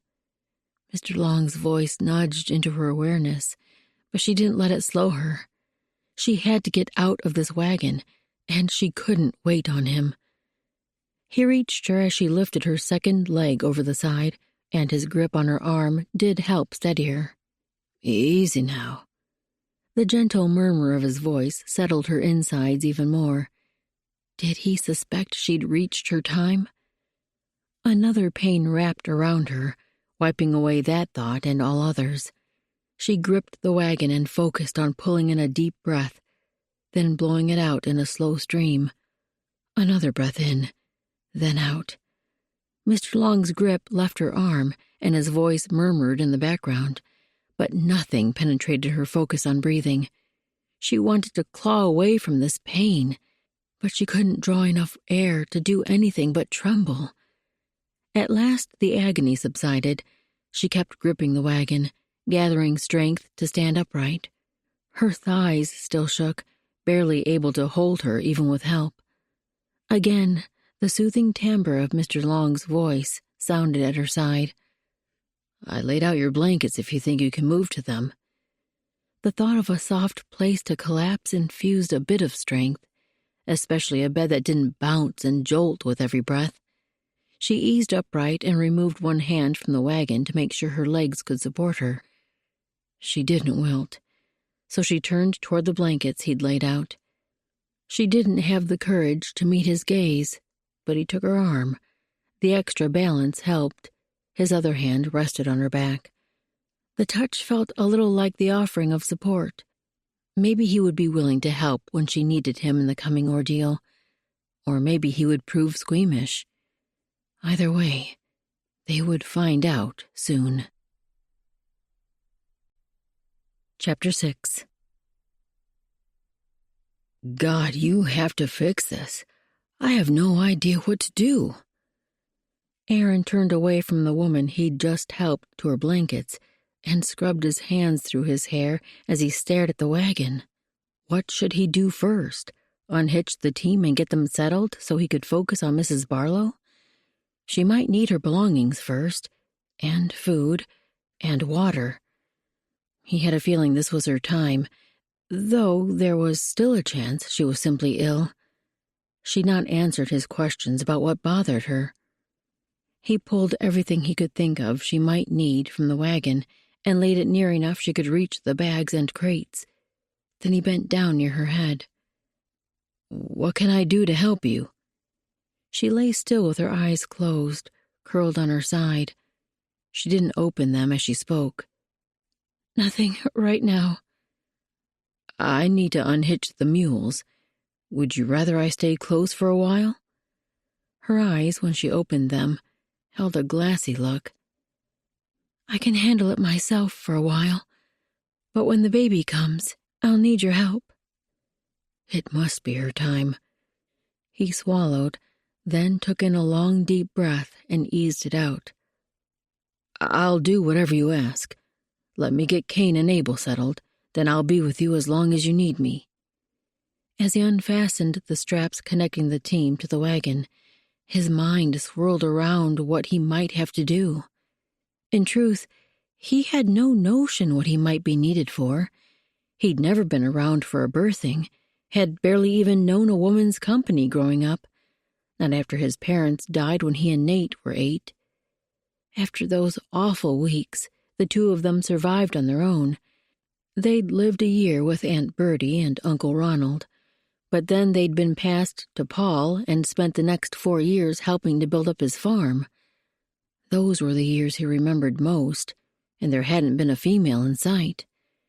When Paul finally married, they'd all come west to the Montana Territory. Unfortunately, smallpox had claimed Paul and his new bride, leaving Aaron and Nate once again alone. So, no, he knew nothing about the birthing process, not even in dogs or horses. But she'd spoken those words, "I'll need your help," and they'd clutched somewhere deep in his soul. His twin brother was the only one who'd ever needed Aaron, but Nate had Laura now. After their wedding, Aaron hadn't expected to be needed ever again. When he returned to Mrs. Barlow, she had her chin tucked into her chest, her breathing slow and labored. "How can I help you?" She didn't answer, just kept those slow, hard inhales and releases. At last, the tightness in her seemed to ease. She opened her eyes and turned a weary expression to him. "We'll need blankets, and hot water, a fire." Those he could do. After he'd gathered enough kindling and wood to light a blaze, he settled himself to accomplish the task. Mrs. Barlow lay on her blanket, staring in his direction with that glassy gaze. Maybe this would be a good time to ask questions. Best to start with the most important. "Do you, know how the birthing should go?" Her gaze sharpened on him. "I have a book in my carpet bag, The Tennessee Housewifery. There's a chapter on what to expect in childbirth." That was a start, at least. He could pull out the manual and see if it offered anything helpful. "Have you seen a birthing?" "Not me, but our housekeeper, Sarah, helped a midwife sometimes. She told me what she did when things didn't go well." He eyed her. "Sarah? She's the one who taught you how to make the salve?" She nodded, and her expression softened a little. "She sounds like a special lady, talented, and important to this woman." With a groan, she gripped the edge of the blanket and curled in. "Here's another." She twisted that flimsy fabric as her face went pale and the tendons on her neck stood out. He knew pain like that, but to watch her endure it, his insides squeezed. That blanket wouldn't help her fight against the agony. She needed something sturdier. He pulled a thin branch from the stack and moved over to her side. "Grip this. It'll help." Her hands snatched the stick, nearly jerking it from him as a guttural groan tore from her. Tears leaked from her eyes, running over the bridge of her nose to disappear into the shadows. His own body ached, pressing in his chest and crawling through every part of him. She was enduring this pain so quietly, far different from what he'd done back in the worst of his dark days. Finally, the whiteness of her fingers faded to normal color, and her face began to relax. Her breathing lost its coarse straining, but stayed deep, as though the air could finally find its way inside and her body craved more. The hair around her face had pulled from her braid and lay matted across her cheek. He reached to brush it back, but caught himself just before his fingers touched her skin. Maybe she wouldn't appreciate such an intimate action, but he had a feeling they were about to become even more familiar than this, and his job here was to do whatever he could to help during the ordeal. So he shifted the hair aside, his coarse, stubby fingers probably scratching her delicate skin. As he stroked the soft locks into place, the velvety feel of the strands nearly made him weave his fingers deeper. Did every woman's hair feel so rich? She opened her eyes, jerking him from the thought. He pulled his hand back and cleared his throat as he scrambled for something to say. "Do you want some water? Or should I make you tea?" She opened her mouth, drawing his attention to her parched lips. "Water?" Her voice rasped. The drink would help her throat, and he had some grease saved that would soften the chapping of her lips. When he brought the cup, she raised up on an elbow to take it. Then he opened the tin of grease and handed it over. "This will help your lips." After drinking half the cupful, she sank back to the blankets and handed the mug to him, taking the grease. Hopefully she wouldn't mind another question or two. "Do you know, about how much time you have left? I mean, how long until the baby?" She rubbed the grease over her mouth. "I don't know. Sometime in the night, I think." Her gaze glanced to his, then away again. I think it's hard to say for sure." He nodded. "I imagine so." But he didn't miss the uncertainty in her expression. How afraid she must be, having to endure this experience on the side of a mountain, in the elements, and with no doctor less than a week's ride away, with only the knowledge from a chapter in a housewifery book and a few stories told her as a child, and with him her only help. Well, he'd do everything in his power to aid, and he'd give as much encouragement as he could, and he'd arm himself with knowledge. "Do you mind if I read that chapter you mentioned?" A bit of color slipped into her cheeks, but she pointed to her carpet bag. "It shouldn't be hard to find in there." He reached for the case, and thankfully, as soon as he unfastened the latch, the book's spine stared up at him. As he returned the bag to its place, a groan from behind made him spin around. Mrs. Barlow's eyes squeezed tight again, and her grip on the stick whitened once more. "Lord, give her strength. Show me what I can do to help, and let this babe come quickly." He moved back to her side and settled in with the Tennessee housewifery. He had a lot of studying to do. The book must be wrong. Either that, or the author had been afraid to go into the true detail of what a woman would endure in this awful process. Erin's entire body clenched as Mrs. Barlow released a guttural howl, a sound that began deep in her belly, where the pain must be unendurable. She knelt on hands and knees as she fought the intensity of whatever agony clenched her. In the firelight, the back of her skirt showed a darker blue from whatever wetness had leaked out all over her several hours ago. It couldn't be easier to endure the pain on her hands and knees, though she might be trying to crawl away from whatever clawed inside her. As soon as this round eased, he spoke.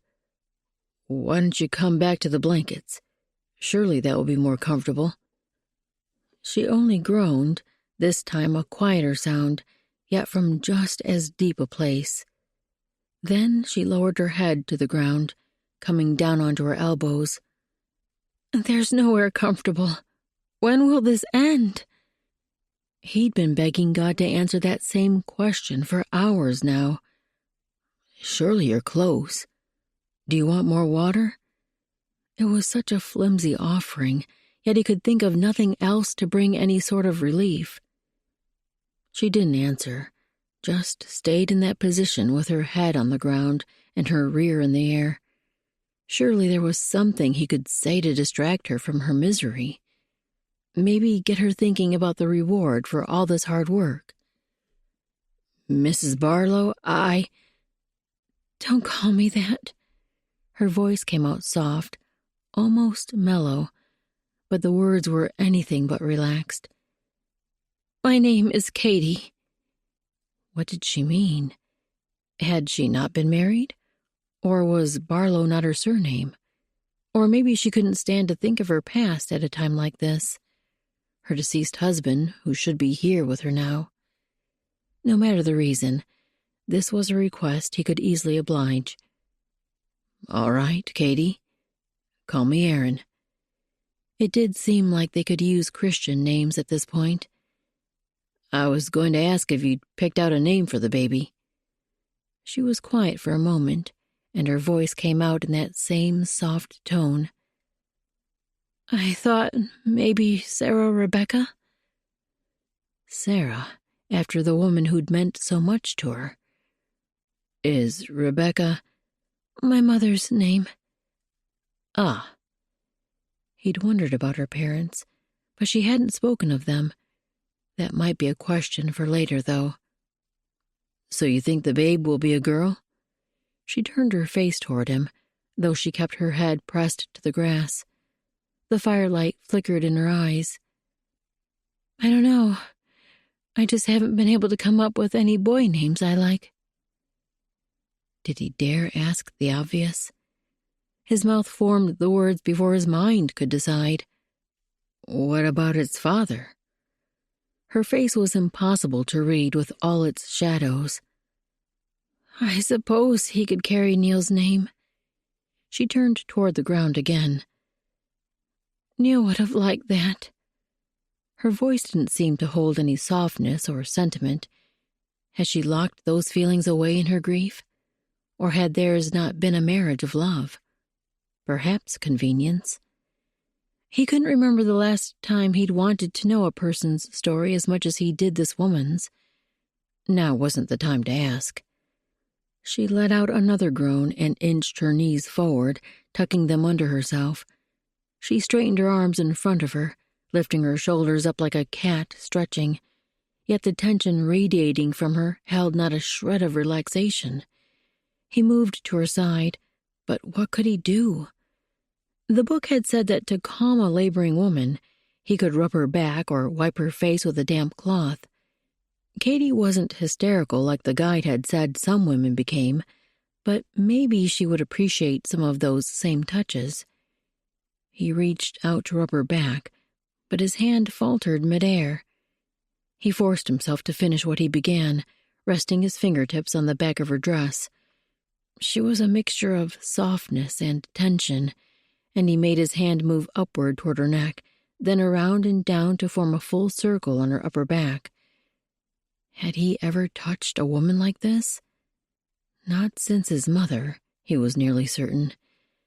His chest ached from not drawing in a full breath, so he forced his body to relax as he continued the motion. No matter how strange or uncomfortable this felt, if it helped her even a little, he would do it. Her warmth seeped into his cold hand, easing up his arm and relaxing his muscles. Katie's body seemed to tense even more, if that were possible. Oh, no, she groaned, or maybe moaned the words, their agony seeping from her deepest parts. I can't. He moved his other hand to join with the first, stroking his thumbs up her back to her shoulders. You can. You're doing remarkably. You can do this. She whimpered, and her breaths came in quick bursts. Lord, help her, please. This round of pain seemed to last an hour, but finally subsided, her body easing one breath at a time. She sank to the ground, face down with her arms outstretched and her knees curled up underneath her. He continued to work his hands over her back, at times rubbing a large circle, then using his thumbs to stroke out the knots around her shoulders. Did she want him to stop? Perhaps she couldn't rest with him moving around so. He slowed his hands until they rested motionless on her back. Don't stop. Her voice barely held enough strength to reach him. With that question answered, he resumed the movement. Tell me if I'm doing something that hurts. It all hurts. She groaned the words. Then her body tensed again. Another pain must be coming on. She pushed up, nearly knocking his hands aside as she rose on all fours. I think she's coming. It's... The words faded in a growl as she curled her back and half groaned, half howled a throaty cry. His heart leapt into his throat. God, what do I do? The book had said the head would come first. Crowning, they called it. The babe couldn't come with her up on her knees like that. It would fall to the ground. And who knew how badly that would injure such a fragile body? Katie, can you lie down? The baby. With another groan, not as loud this time, she collapsed onto her side, panting for breath. Had this pain subsided? It didn't seem as long as the other recent ones, though maybe harder. You have to check, she struggled for air. If you see the baby. No. As much as he'd been trying to prepare himself for this, he couldn't do it. She must have sensed his hesitation, for her eyes opened and she glared at him. Aaron, I need to know if the baby's coming out. He swallowed, forcing moisture into his throat. Lord, give me strength. Help me do this for her, and for you. Chapter 7. He'd never seen such a perfect, fragile, and yes, strange-looking baby. Aaron could only stare at the wriggling body in his hands. Is it alive? A boy or girl? Katie's frantic questions pulled him from his stupor, and he sent a look down the length of the little form. A girl, and she's already wiggling around, probably cold. He laid the squirming babe in the blanket he'd prepared and wrapped both sides around her, then followed the book's instructions for how to sever the cord. One thing was certain, he'd never be confused for a nurse. Hopefully this would be the only time he'd be called on for this kind of responsibility. With the babe finally freed, he wrapped the blanket tighter and lifted her up for Katie to see the little face. Katie was sitting up, and her own visage glowed even brighter than the firelight. She's perfect. Her tone sounded breathless and exhausted. Can I hold her? He could only chuckle. She's yours, and she's remarkable. He shifted closer to Katie's side, a challenge with such an important bundle in his arms and his leg complaining against the effort. Katie's hands trembled as she reached for her daughter. Was she strong enough to keep from dropping the babe? She'd been through so much, far more agony than Aaron had ever endured, even when his leg was shattered, and she'd fought with every breath to deliver her daughter. A warrior, this woman. He could think of no better word. As he laid the bundle in her arms, he kept his hand just beneath hers until he was certain she had enough strength to hold the babe safely. She stared down at the sweet face, surrounded by blankets, the babe's dark eyes fixed on her mother, and her tiny mouth formed an O. "Sarah," Katie breathed the name. "You're beautiful." The little mouth opened wider, as though Sarah was trying to answer. Katie giggled. "Hello. Will you talk to me?" Aaron's chest gripped so tight he could barely breathe. The pair were beautiful, breathtaking. But then Katie's body went stiff, curling forward. "Here, take her." She flung Sarah toward him, and he grabbed the bundle just in time. As he pulled the infant close to his chest, Katie curled around her belly and rolled onto her side away from him. "Oh, why won't it stop?" This must be that other thing the book spoke of, the passing of the birthing materials. Lord, why does even this have to bring her pain? Hasn't she endured enough? As though little Sarah could feel her mother's discomfort, she began fussing and wiggled her head in the blanket. He held her in the crook of his arm, tucking her close and bouncing her as he'd seen Doc Micah do with his own child. Aaron had moved out of the clinic a few months after the babe was born, but maybe he'd seen some things that would help Katie and Sarah. He moved his free hand to Katie's back and rubbed the way she seemed to like. The moment he touched her, she reached back, her fingers fumbling frantically. Did she want his hand for something? Or did she want him to hand her the stick she'd clutched before? He moved his hand to where she could reach it if she wanted, and she grasped his fingers, pulling them. He moved forward as she tugged, but then she adjusted her grip on him and simply wrapped her hand around his. She held tightly, so maybe he was taking the place of the stick. But the warmth of her grip, the acceptance in it, warmed all the way up his arm and through his chest. They'd been through one of the hardest ordeals anyone could suffer, at least for her part. And not only had they survived, they had this beautiful babe to show for it. She should be sleeping, but Katie couldn't stop herself from opening her eyes to take in her daughter's face again. Sarah was precious, from the innocent trust in her eyes when she looked up at Katie to the sweet bow of her lips. Just now, those eyes were closed and her lips moved with each breath that came in and out.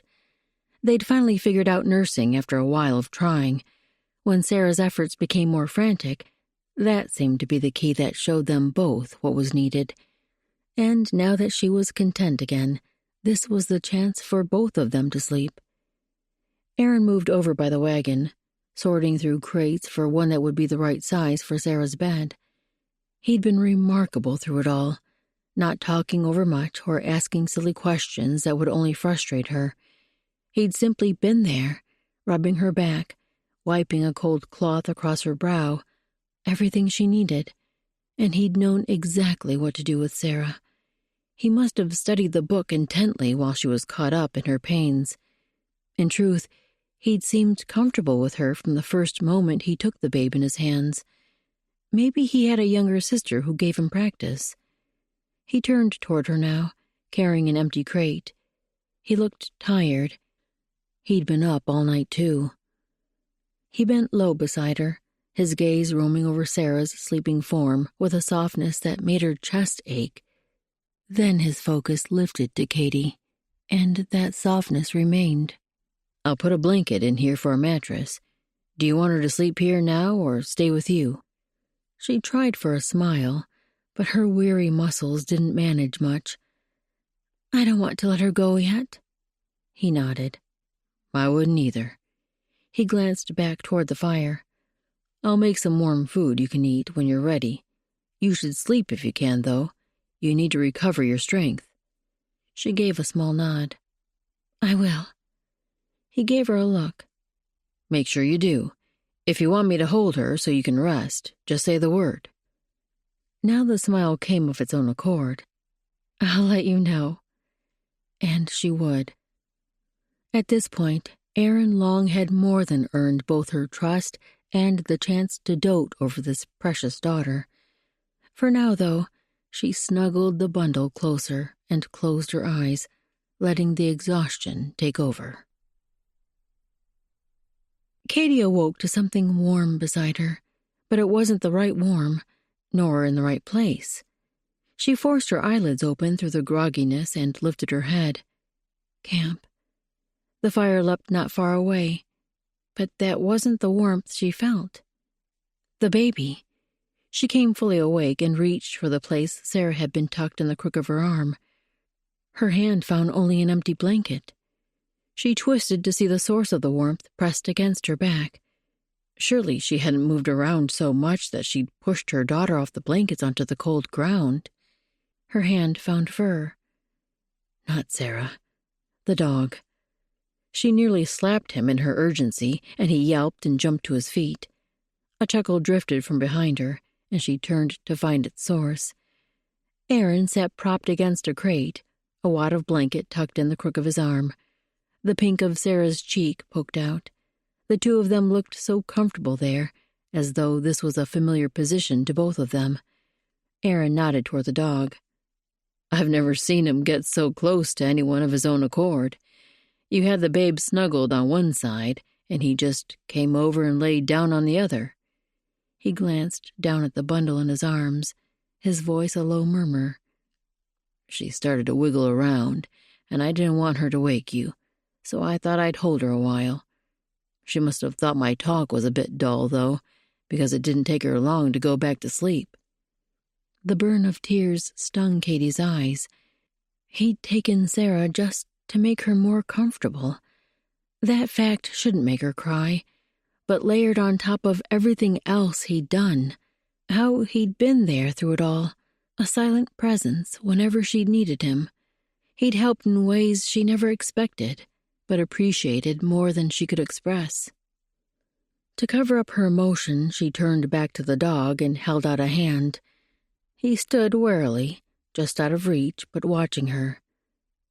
Here, boy. Sorry I disturbed you. You can come back. She glanced at Aaron. What's his name? His expression turned sheepish. I call him Barney, short for Barnacle. He joined up with me not long after I started my last trip. He's never let me touch him, but he stays just out of reach. Never leaves, just like Barnacle on a ship. She grinned and turned back to the dog. Barney, huh? She pulled her hand back to her side. It seemed him eating from her hand the other night might have been a bit more of a wonder than she'd thought. You can come back and lay down when you're ready. She snuggled under the blanket again, turning so she could see Aaron and Sarah. A yawn forced its way out of her mouth, but she did her best to cover it.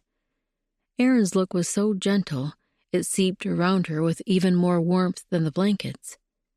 There's ham and corn mush for you, but if you'd rather sleep longer, it'll wait. You probably need to rest more than I do. Have you lain down at all? The low-gray clouds made it hard to tell what time it was. I'll sleep tonight. For now, I'm here to do whatever you need.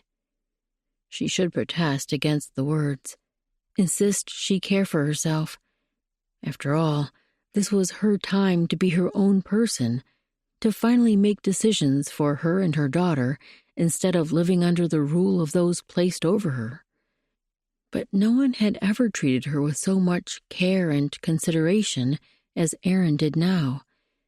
Maybe it would be all right to rest in his help a while longer, until she gained strength again. Then she would start her new life, a good life for Sarah. As a gust of wind swept through, Aaron curled the babe closer to himself, tucking the blanket as tight around her face as he dared. Only the little nose and mouth peeked out, her tiny lips parting with each breath. Such delicate features, such a fragile life that would extinguish if he did the wrong thing. He'd never had someone so vulnerable depend on him. He'd never had anyone depend on him except Nate. God, I'm not enough for this. How do I protect her out here with no shelter? He eyed the clouds that had been growing thicker and lower all morning. Snow would come soon. He couldn't let Katie and Sarah remain out in the weather. If he used the oilskin covers from the wagon, he could make a tent for them. That would at least keep them dry. But nothing more than a tent to protect a newborn from a possible blizzard? That wasn't enough. He looked at Katie, snuggled under her blankets, her face finally relaxed. More so than any other time since he'd first met her. Would it hurt her to travel in the wagon? He had no notion of whether anything had been damaged inside from the childbirth, but he knew well that a pain as deep as she'd endured could leave lingering effects. A wagon ride would be uncomfortable, he had no doubt. Would it be too much to ask her to endure it? An abandoned cabin stood a ways down the road. It had likely once been a trapper's winter quarters, since it sat so near a lake. Freighters often stayed overnight there. The place was about a day and a half's ride away if they took all the usual rest stops and camped overnight. But if they left now, and he didn't stop to sleep, he could get them there about this time tomorrow. Cain and Abel had a good rest, so they should be able to pull that far without stopping for the night. He'd have to wake Katie, disturb the peaceful expression in her much-needed sleep. His chest tightened, but he scooted closer to her side, doing his best to keep Sarah from jostling too much. Katie's face had regained much of the color she'd lost by the end of the delivery, and now her skin looked too perfect, like that of a glass doll, and so beautiful. She was meant for the elegance she must have come from. He'd never been in a ballroom, but he could imagine her dressed up in a sparkling gown, her hair piled in a fancy style, and sparkling jewels around her neck. She would be breathtaking. No more breathtaking than she was now. He allowed himself a single touch, traced the side of her face with the back of his finger. Her eyelids lifted, and her gaze met his. He'd been caught. He could pull his hand away and pretend he never touched her, ignore the way she made his heart beat faster. But he didn't. Perhaps it was the intensity in her eyes. No fear there, only a knowing. He finished following the line of her face down to the bottom of her jaw, then eased his hand back, wrapping it around Sarah's blankets. "How are you feeling?" His words seemed to wake her from whatever had connected them for a moment. Her focus dropped to her daughter. "Is she hungry?" He looked down at the tiny circle of sleeping face. "She's been sleeping a while. I'm trying to keep her warm." He glanced at the sky again. "I think snow will fall in the next day or two. There's a shack down the road a ways that would be better cover than I could make for us here." He studied her face. "Do you think you and Sarah can travel if I make your bed in the back of the wagon again?" "Of course." She sat upright and started to pull the blankets off her. The blast of cold must have been more than she'd expected, for she tugged them back up to her shoulders. "If you hold Sarah, I'll get the team ready. You two don't need to get up until I have your bed made in the wagon." She reached for her daughter, and he eased the bundle into her arms. Their hands brushed in the passing, and it felt far too much like they were truly in this together, father and mother, working as one to protect and care for the sweet life. Or maybe that was only in his mind. He'd never wanted a family, but if he'd known it would be like this, that there would be this place he could belong, these people who looked at him like the man they needed. He eased away and stood, before his mind could carry that thought further. He had work to do, if he was ever going to prove himself worthy. Even as a simple companion, he had to get them to safety before the weather turned worse. Chapter 8. Even under cover of the blanket, Katie's breath clouded in front of her face as the wagon bumped and jostled along. She didn't dare lift a corner of the shelter to see if snow still fell outside. It had started hours ago, and with the first flakes she'd place one of their blankets like a tent just over her head to keep the wind and wet away from her daughter. Though Katie hadn't been warm since they started out yesterday, she'd started keeping Sarah tucked under her dress where her body heat should add to the protection of the blankets. It had the extra benefit of making nursing easier, and her daughter shifted between sleeping and eating without having to move far.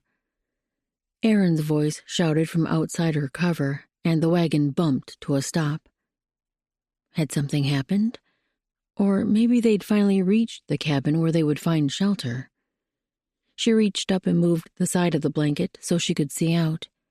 White powder sifted in, brushing her face with its icy fingers. The view through the opening only showed falling snow thickening the air. As she widened the opening, she adjusted her position to keep the baby underneath the shelter. An old cabin stood to the side of the road. It leaned a little, probably thanks to rotting logs, or maybe the ground beneath it slanted. Either way, would it be safe for them to enter? "We made it." Aaron's voice sounded rougher than usual as he traipsed along the side of the wagon, and no wonder, for he'd been awake 2 days straight, working hard to get them to this place of protection. As soon as they got a fire started and carried in enough blankets and food to last them, she would make sure he slept. She eased upright, moving carefully so she didn't wake Sarah. She should help Aaron bring things in, but that would require taking her daughter out of the warm cocoon. Either way, she would have to be careful climbing down from the wagon. As Aaron rounded the back corner of the conveyance, his head disappeared, and he shouted. Her heart lurched. Had he fallen? She scrambled to the side and peered down. Aaron lay sprawled in the snow, groaning as he pushed himself up on one arm. "Are you hurt?" She had to get down to him. What if he'd broken his leg again? "I'm all right." But he paused, braced on one elbow. Maybe he couldn't stand. She rose up and climbed over the rear of the wagon, gripping Sarah with one hand and the wood with the other. The falling snow made the ground slippery, so she moved slowly. She couldn't risk injuring Sarah. As soon as her feet landed in the thick, icy crystals, she spun to Aaron and dropped to her haunches. "Where does it hurt? Your leg?" The dog had approached on the other side, closer than usual, as though ready to help where he could. "I'm all right." Aaron pushed up to sitting, though the movement clearly pained him. She placed a hand at his back. Now that he sat upright, he seemed steadier. "Sit for a minute and see if any damage has been done. Is your leg broken?" He sent her a scowl. "It's not broken. Stop fussing." She pulled back. Aaron had never spoken to her like that. The tone sounded too much like Neil's. In those early days when she'd tried to get close, he'd rebuffed her with nearly those exact words. Stop fussing. So she had. And now from Aaron. At their core, men really were all the same. Her father, Neil, even Aaron. "Katie, I'm sorry. I didn't mean that." Aaron's tone shifted to apologetic, something Neil's and her father's never had. She made herself look back at him. He ran both hands through his hair. "I'm sorry. I just hate that I'm so—" He dropped his hands and found her gaze with his.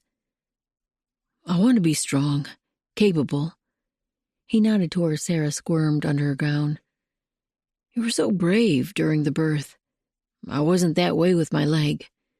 I let pain in those dark days smother me. I thought I'd put all that behind me, let God make me new, a better man.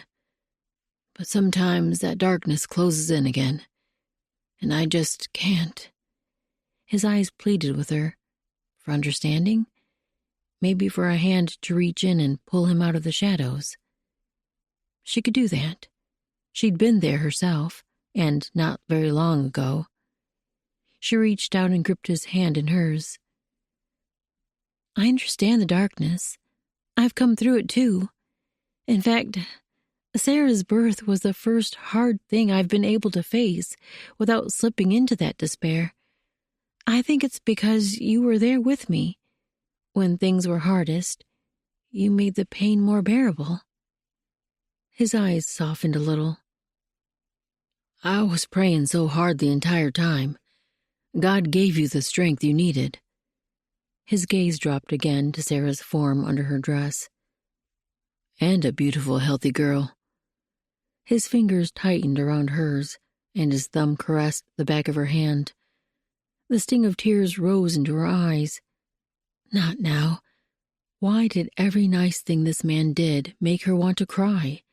These were happy tears, mostly. She just wanted to crawl into his arms and let him hold her. But that was not a good desire. She needed to be strong. He must have seen the shift in her expression, for he released her hand. "Let me get up, and I'll make sure the cabin is safe to enter. We need to get you two out of the cold." As Erin worked up to standing, she attempted the feat herself. Sarah's wiggling had turned to fussing. She would need to eat again soon, and they had much to do before Katie could focus on her. No matter how rough this cabin was inside, at least they'd found shelter, a safe place to hide away from the storm. Maybe Erin had prayed for this too, and God had listened. She glanced upward at the thick gray sky. "Thank you, if you're up there. Thank you for bringing me Erin." This man made her feel for the first time in years like God might actually see her. As Erin pulled from sleep, the calm around him registered even before the crackling of the fire. No wind.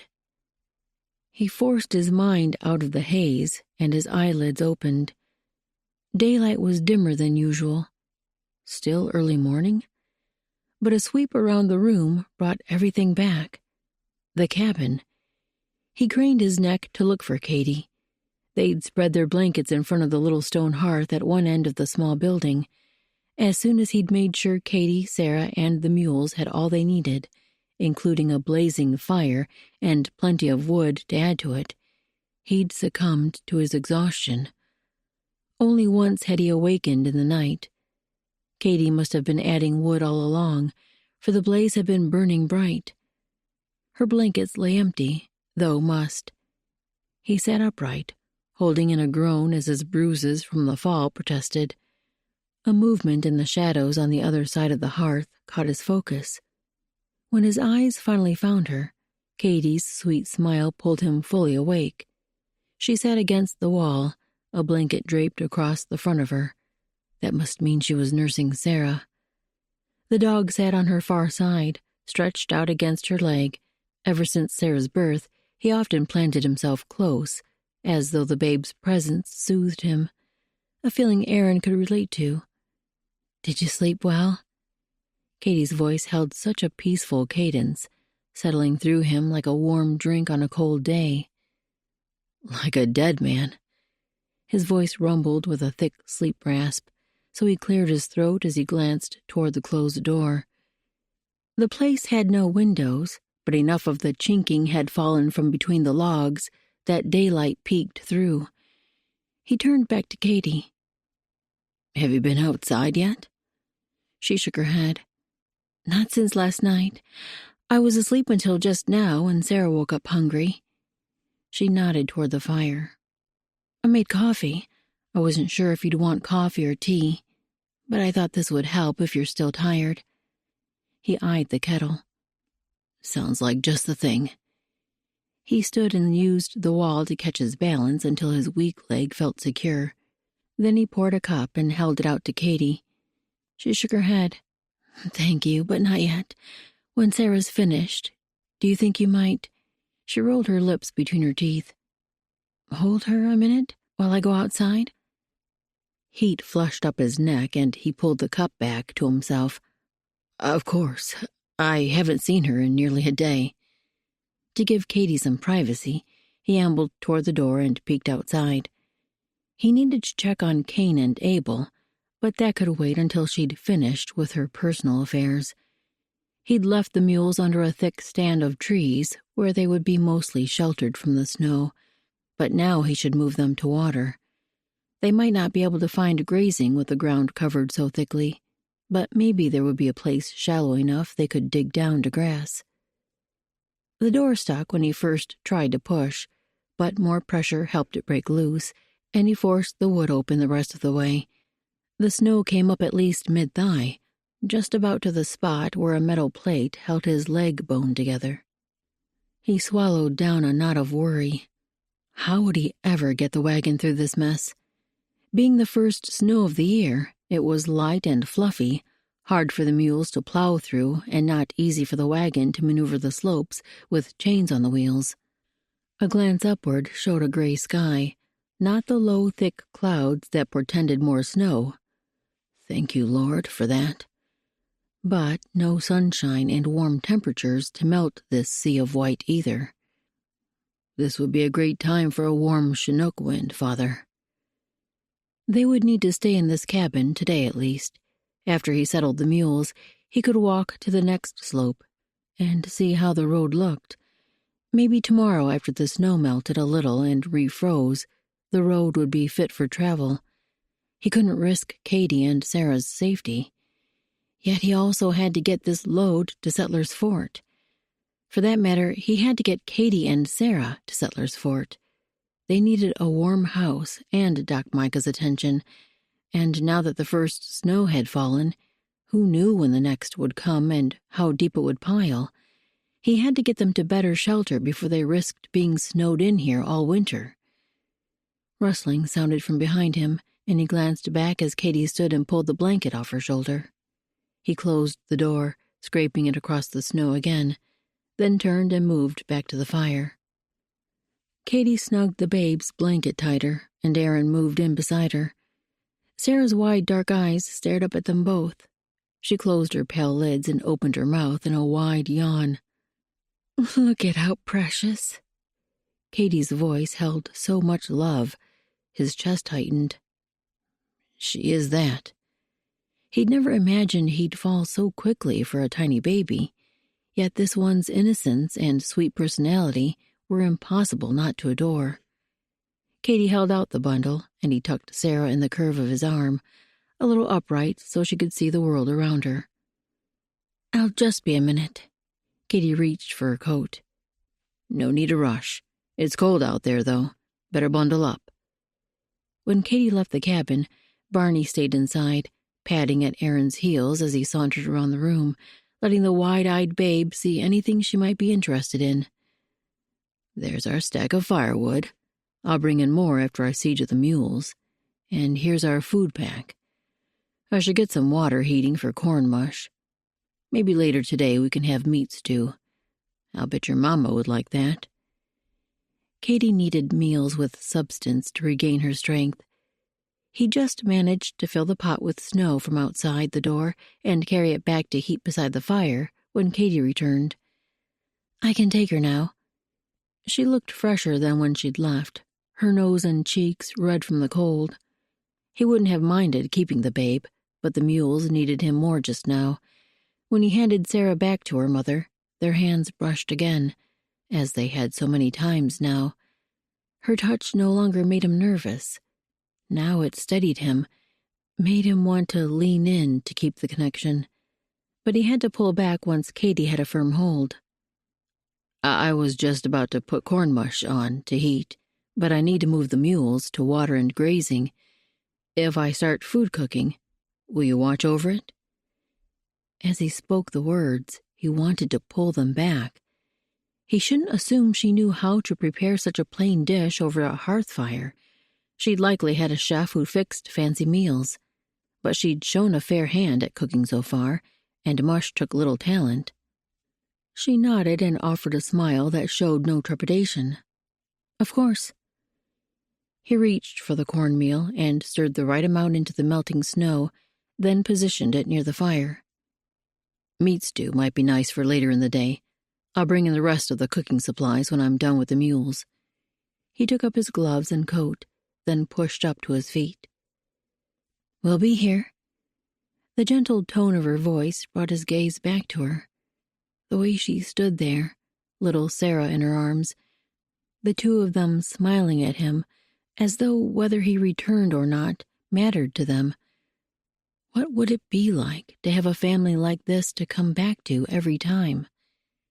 With effort, he turned toward the door. It opened easier this time, and he stepped out into an icy breeze. The ache in his thigh turned to sharper pain as he lifted his knees high through the snow. The wagon stood like a white-capped abandoned rig in the place he'd pulled off the road. He trudged around the cabin to the trees, where the land sloped down to the lake. Kane brayed in greeting as Aaron approached them. Then Abel joined him. "You hungry, boys?" The mules had stayed in the rope fence he'd strung when they arrived. They were both likely so tired from pulling for nearly 24 hours they didn't have the desire to push out. He attached a rope to Abel's halter, then untied the fence to let both animals through. Cain wouldn't wander far from his brother, unlike his namesake from the book of Genesis. He led Abel out, then Cain charged ahead, trotting out through the snow with a high step. Beside him, even Abel took a few sideways steps as he tried to follow. The elder mule settled in once they reached the thicker snow, and together they trudged toward the lake.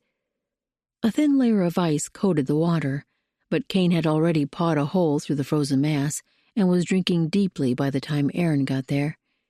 As Abel joined him, Aaron dropped the rope to let them gulp all they wanted while he tested the ground beneath the snow for grass. The white powder was too thick for him to dig through with his feet, so he hiked back to the trees and grabbed a branch sturdy enough for the job. His arms were stronger than his legs, so he dug down quickly. There was grass beneath the snow, but the effort to find it would be so hard the mules wouldn't get enough to fill their bellies.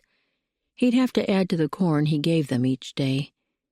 He'd planned to ration it so there would be enough for a delay here and the rest of the trip to Settler's Fort. One more reason to get back on the road as soon as they could.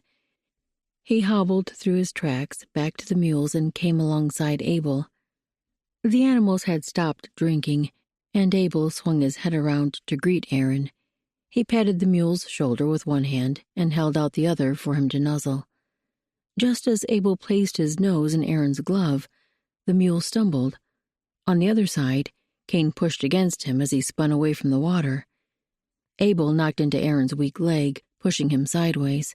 He couldn't catch his balance quickly enough, and he tumbled to the ground on his backside. One of the mules squealed, and Abel's body plunged toward him. Something hard struck the side of Aaron's head. The pain registered first, then the blackness, and nothing else. Chapter 9. "Settle down, Sarah.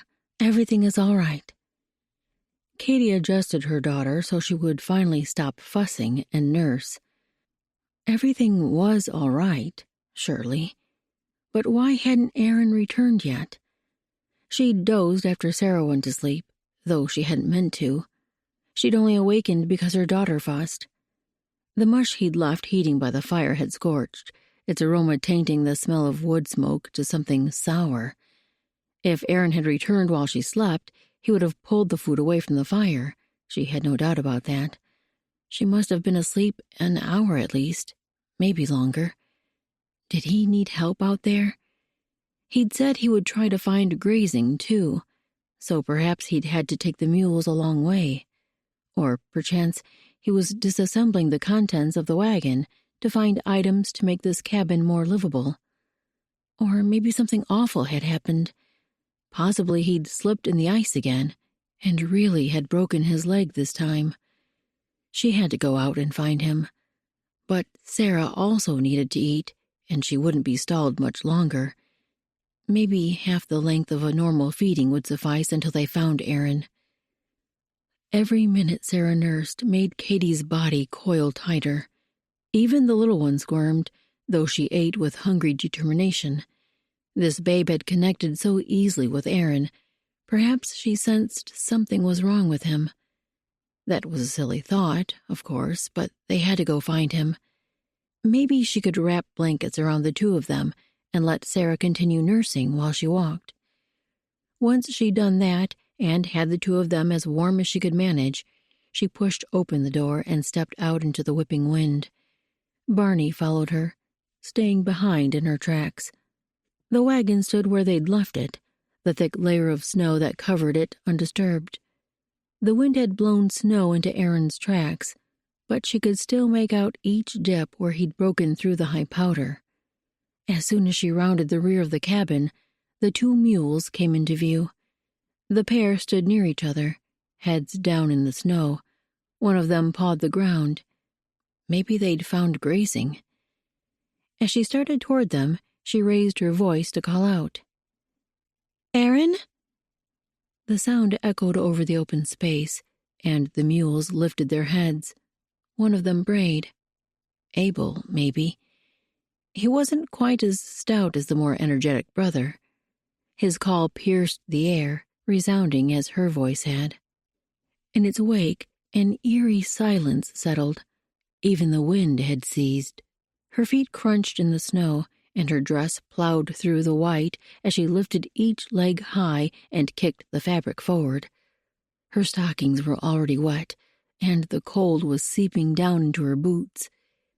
Aaron might have frostbite, as long as he'd been out here. He hadn't answered her call, and she glanced around in every direction as she walked. "Aaron, where are you?" The wind picked up again, whistling in her ears. Sarah stirred at her chest, and she adjusted the babe as she kept her forward march. All she could think to do was follow Aaron's tracks, though out here the wind had filled them even more than by the cabin. As she neared the mules, a dark spot to the side snagged her attention. No. She raised her knees higher to run toward the form, even as a cry welled in her throat. No. Aaron lay in the snow, his body motionless. Was that? Crimson smeared the white near his head. When she reached him, his eyes were open, but his body motionless. Emotion clogged her chest so much she couldn't breathe. Was he dead? Flashes came of Neil's blank expression as he lay in a pool of blood, his eyes open and lifeless. No, God, he can't. You can't. But then his eyes turned toward her, his head shifting a little. Relief swept through her, and she sucked a breath as she dropped to her knees by his side. His gaze followed her, but his eyes didn't seem focused. Was that from pain, or damage to his mind, or simply the numbing cold? She laid a hand on his shoulder. "What happened? Where are you hurt?" His eyes narrowed. "Abel knocked me." He lifted his hand slowly to his head, but even before he touched the bloodied hair, his face twisted in a sharp wince. She leaned over him to see the far side of his head, touching his temple and turning him a little for a better view. The blood matted his hair so thickly that she couldn't see the wound. She needed to get him out of the cold before she cleaned it. Pulling back, she studied the length of him. "Can you sit up?" He didn't speak, just started to turn on his side so he could push upright. A groan rumbled out, and he flopped back to the snow. "My leg." She honed her gaze on the left leg he limped on, but it was the right limb his hands moved to, clutching the upper part. "What happened? What's wrong with it?" Where he touched showed no sign of injury, though farther down his trousers were torn and wet from the snow. He struggled to get his hands beneath him so he could sit up, this time not trying to roll onto his side. With her free hand, she pushed his back until he sat up with his legs straight before him. He touched his right calf with both hands, and his breath clouded the air around him. "God, no, not again." The words groaned out, ending in a cough, a deep rattling sound that rose up from his chest. "We need to get you to the cabin. Is there a chance you can walk? Or was the leg broken?" His mouth turned grim. "I'll crawl back if I have to." She couldn't let him do that. Scanning the area, she caught sight of the mules. "Could you ride one of them to the cabin? Or maybe I could hook them to the wagon." He shook his head. The wagon wouldn't make it through this loose snow. He looked to the trees. "See if you can find 2 sturdy sticks, a little shorter than I am." She rose and pointed for Barney to stay. "Take care of him, boy." The dog dipped his head as though accepting the charge, then dropped to his haunches at Aaron's side. She turned and started toward the pines. Aaron likely had experience with walking sticks. This would be the best way. By the time she found 2 branches that might work, Sarah had finished nursing, and Katie moved her up to her shoulder to burp. But keeping the babe covered from the cold while carrying both sticks proved more than she could manage. Should she take Sarah back into the cabin and lay her in her crate bed, Sarah would be out of the wind and Katie would have both hands free to help Aaron. She had a feeling she would need that. Leaving the walking sticks, she hurried through the snow to the cabin. She had to get Aaron inside. Already his exposure to the cold and wet might be enough to threaten his life. Sarah stared up at her with wide eyes as she laid her in the crate. Those eyes were so beautiful, alert. "Stay here, where you'll be safe, my sweet. I'll be back soon with Aaron." As she tucked the blanket over her daughter's body, one more thought slipped out. "Pray for him. He might need a miracle." Of course the babe couldn't pray for Aaron, but he needed someone to. Katie turned and headed out the door again. Could she be the one? She and God hadn't spoken in so very long, not since the trip west. "God, I'm not asking for me, but for Aaron. Protect him. Don't let anything bad be wrong with him. Please don't let me lose him." With that last thought, a surge of panic forced its way up her throat, closing off her ability to breathe or even swallow. She couldn't lose another man she was depending on. Not again. This was why she wanted to take control of her life, not to rely on others who determined her fate. But it was more than that. The thought of losing Aaron, he'd come to mean far too much to her in such a short time. His kindness, his steadiness, the way he looked at her like he really saw her, like what he found inside didn't repulse him. She couldn't lose Aaron. With that thought flowing strength through her limbs, she ran through her earlier tracks to the trees, lifting her skirts so she could raise her knees high. In the woods, she grabbed up the walking sticks and started toward Aaron. He still sat up where she'd left him, but his shoulders had collapsed and his head hung in his hands as though he didn't have the strength in his neck to keep it upright. A knock hard enough to bring all that blood had likely left a significant headache. She dropped to her knees by his side, but he didn't lift his head to acknowledge her. "Do you think you can stand?" "I might need help."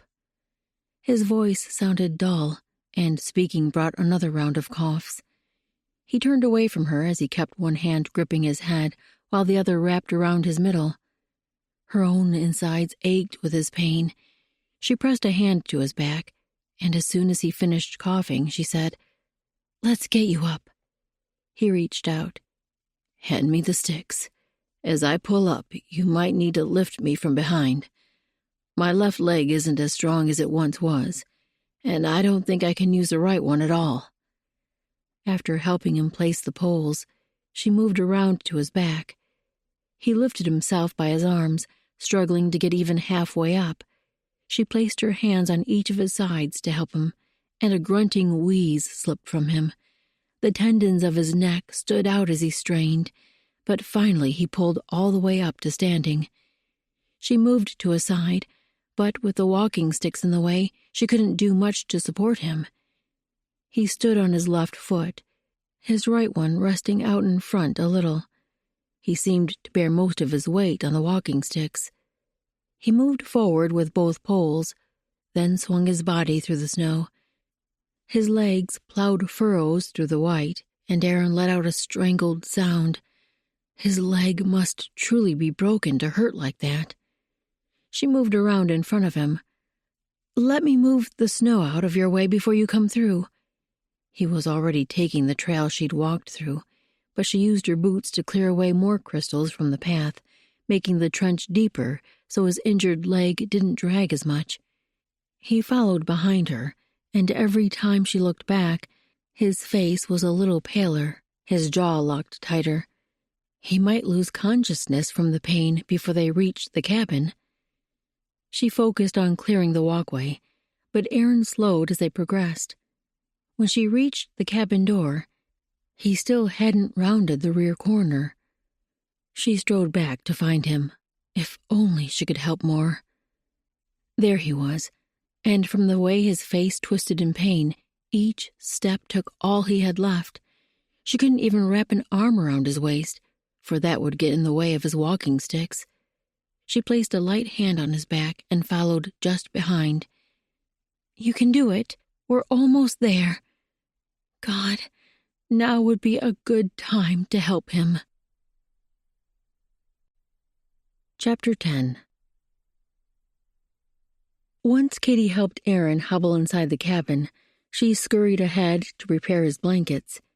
He didn't lower himself onto them, though, but landed beside them on the hard dirt floor, his sticks falling away with a clatter.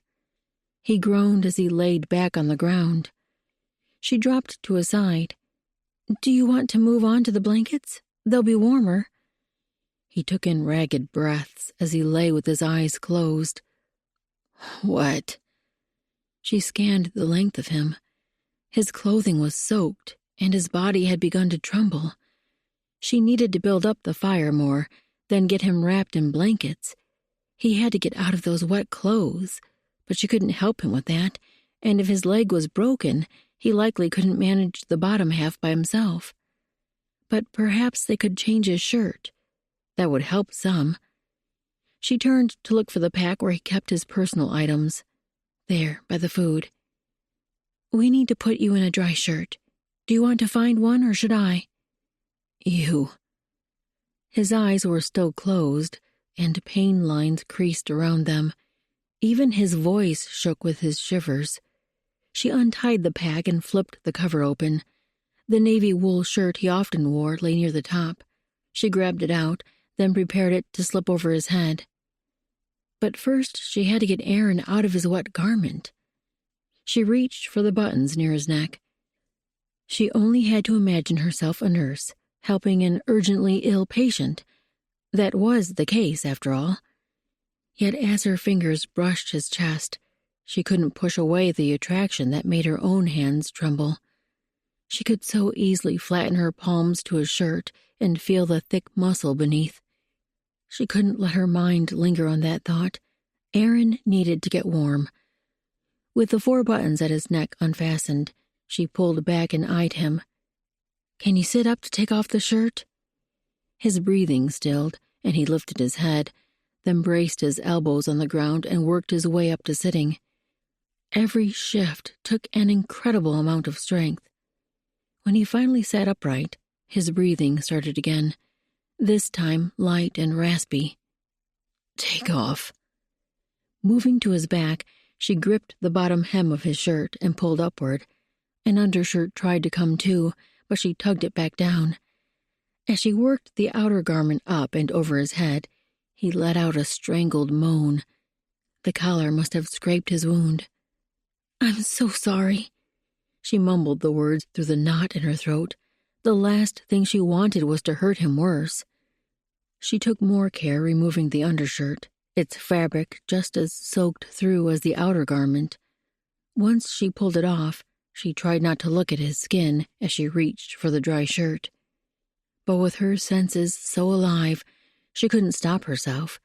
Even from the back, his muscles flexed with every shift of his movement. His torso tapered to a lean waist. This man was in the peak of condition, in his prime, despite the limp that he didn't let hold him back. She forced herself to focus on not scraping the side of his head as she pulled this new shirt in place. At last, she had him ready to lie down again. "Before you rest, let me move your bed underneath you." "Trousers, what?" He sat with his head lolling forward and his shoulders slumped. She pulled one end of his bed pallet to where he could lay back on it. "They'll have to stay wet, but we need to get you warm and wrapped up. Can you scoot over onto this?" As he lifted himself over, she helped shift his injured right leg. He sucked in a sharp breath but didn't cry out this time. Still, when he slumped back to lie on the blanket, what color had returned to his face before now leached out. He met her gaze. "You're going to need to cut through both layers of pants, all the way up to the knee. See how the swelling is. See if the bone broke through. It needs to be splinted, but we might have to set it first." The color of her own face must match his. Set his broken leg? Her heart pounded, and her breaths came in tiny shards. "Please, Katie." His gaze turned earnest, but then another coughing fit broke through his focus, and he turned aside as his shoulders shook. With her own chest aching, she moved to her carpet bag and pulled out Neil's hunting knife. The blade should be sharp enough to slice the fabric easily. But first, she should pile blankets on Aaron's upper half so he could start to get warm. She gathered the extra covers, then all of her own quilts. As she passed by Sarah's crate, her daughter stared up at her, as though questioning what was happening. "We have to get Aaron warm." She kept her voice low. "Keep praying for him." A reminder to herself, of course. "God help Aaron. Take away his pain. Show me what to do for him." As she spread the blankets over Aaron, he grabbed them and pulled them close to his shivering body. "Thank you." She moved to his leg and knelt, taking up the knife again. "I'm going to cut your trouser leg now. I'll be careful." He didn't answer, so she grasped the hem and adjusted her hold on the knife. The blade was long and thick, which made the work awkward. But once she'd pierced the fabric the first time, she used a sawing motion to work her way up the leg. As he'd said, a pair of woolen underpants lay beneath, just as wet as all the other garments had been. Once she'd cut the outer layer to his knee, she started on the next. These fit his leg much closer, but she pulled them out as much as she could to keep from slicing his skin. As she cut, she tried to make out anything unusual on his leg beneath. The limb was far more substantial than she'd expected. No puny leg, this. Yet, was that all muscle, or swelling from his injury, too? Once she finished slicing the fabric to the same place as the other, she laid down the knife and tugged both sides apart. Her chest tightened. She could more clearly see the definition of his calf, but near the base of the thicker muscle, another puffiness rose higher than the rest. "Do you see the bone?"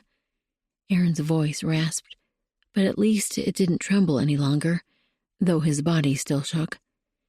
"There's no bone protruding. There's some swelling, though, right here." She touched a light finger to the place. His leg jerked. "That's the spot. There's no break in the skin?" She moved her head to see underneath. "No." That was good, right? "Is there a bend or a twist in the leg? Does it look crooked?" She rose up on her knees so she could see from the top down. "I don't think so. It's hard to know for sure with the swelling, but the other side looks straight." He released a long breath. "Maybe it doesn't need setting then. Might be just a crack. But we need to splint and wrap it to keep the crack from spreading." She blew out her own spent air, forcing out her tension with it. "All right." Surely she could do that. For Aaron, she would do anything. As she shifted so she could see his face nearly buried with the blankets, the ache in her chest tightened. She had to get him more comfortable. If she could take this pain on herself, she would. But she couldn't. It was her job to act, to call on everything she'd ever learned to help this man who'd become far more important to her than she'd ever meant to allow. Aaron's head pounded, but he couldn't tell if it was from the gash behind his ear or the urgency that pressed through him. The darkness he was doing his best to ward off didn't help matters. Lying here in the dim cabin, the pain in his leg radiating through the entire limb and his head aching, felt too much like those dark days when he was recovering from the gunshot wound. At least they had no laudanum here. He could still taste its sweetness, that desperation for more, to fall under its spell, to find the hint of relief it brought. His addiction had nearly ruined not only his own life, but Nate's and Laura's too. The scrape of the wood door sounded behind him, and he turned toward the light. The dog padded in first, then Katie stepped in with Sarah in a sling across her front. The two of them brought in even more sunshine than what shone through the open doorway. They'd become the brightness in his days, both of them, the only rays of light in the darkness since the accident. How many days had it been? 2, maybe 3, maybe 30. Too long. He had to get Katie and Sarah to Settler's Fort, and the supplies in the wagon. He felt so helpless, lying here with the pain wrapping around him, but he had to be strong. For them. God, help me. Burr! Katie unfastened the buttons of his coat, which she was wearing. She'd taken to donning it since the bigger size wrapped all the way around her and the baby, and he didn't need it, lying beside the fire. The sun is warm, but that wind still makes it so cold. As he worked his elbows underneath himself to sit up, the pounding in his head felt like an axe splitting wood. Blow after blow. Let me help you. Katie scrambled to his side, reaching with her free hand to push him up. He gritted his teeth, partly against the pain, and partly to keep from snapping at her. He hated being helpless, hated needing her to sweep in and rescue him, and even more, hated feeling resentful. God, you have to help me. The Lord had pulled him from this mire once, but it had been a hard battle. He couldn't let himself get so deeply entrenched again. Once he sat upright, he turned sideways on the blanket so he could lean against the wall. His chest heaved as he worked to catch his breath from the effort, but he tried not to let it show. Katie turned to put more logs on the fire. Now was the time to talk to her about moving on. Katie. She tossed the log into the fire, raising a cloud of sparks before she straightened and turned to him. Yes? He couldn't meet the directness of her gaze, so he shot a look toward the closed cabin door. You said the sun's bright today? Finally. It's still cold with the wind, though. Do you want to try to go outside? She started to pull his coat off. He raised a hand to stop her. Shaking his head only worsened the pounding. We need to get moving. If the sun's out, maybe it's melting the snow on the road enough that we could get through. Her brow lined, and her hands moved to cradle Sarah's sling. You're not well enough to travel. Even if I do the hard parts, bouncing in the wagon all day will be too painful for you. It might damage your leg more, too. It would hurt. He had no doubt about that, but he couldn't hold Katie and Sarah back. We have to get to Settler's Fort before more snow comes. With another storm, the road might be impassable until spring. He finally met her gaze. You and Sarah need the doctor. You need to be in a house where the wind won't blow through the cracks, where you'll be warm and dry with people around to help you, and Settler's Fort needs what's in the wagon. He let out a long breath. I can't do it without your help, though. Those words scraped like a knife as he spoke them. I can drive, but I don't know that I can hitch the team. Her lower lip slipped between her teeth as she hesitated. Of course I'll help, but let's wait a few more days. I'll look for a willow tree by the river so the bark can get rid of your headaches. She'd used the last of her supply to make tea for him, and she'd already gone out to look once before. I don't want you out in the cold for me, not for something that's not absolutely necessary. Besides, we can't wait. The minute the roads are passable, we need to start out. Another snow could come any time. In her sling, Sarah waved her arms, pressing against the confines of the cloth. Katie swayed, bouncing a little to calm the babe, though Katie's face looked anything but peaceful as she mulled over his words. The urge to hold that tiny bundle tightened around him. Sarah soothed his nerves when they turned most raw, and maybe freeing Katie's hands would help her in at least a small way. He reached out and Katie extracted Sarah's wiggling form from the sling, then handed her over. As he took the babe, cradling her close, meeting her wide eyes, the warmth that settled through him pushed away some of the darkness. "Thank you for bringing these two to me." "How do we know when the road's ready?" Katie's voice pulled him back to the struggle of reality. He glanced toward the door again. "It'd be best if at least a foot of it has melted. I'm hoping it's packed down a bit more, too. I'll go out and check soon." He just needed another minute with this sweet babe to bolster his energy. Chapter 11. Katie reminded herself to breathe as she approached Abel with the rope. She'd managed to move the mules to new grazing each day after his injury, but harnessing them to the wagon would be an entirely different matter. "Here, boy." She worked to keep her voice from trembling when she grasped his rope halter. Her cold hands fumbled as she knotted the lead rope. Thankfully, the mule stood quietly while she worked. Aaron had said cane might not be as easy. "One at a time. Don't borrow trouble." Did the animals sense her nervousness? These two didn't seem as rambunctious as Neil's horse had been, but that wiry animal had pushed her around every time she'd had to manage him. She'd actually been thankful when he escaped the fence in the night after Neil's death. And these two were so much larger.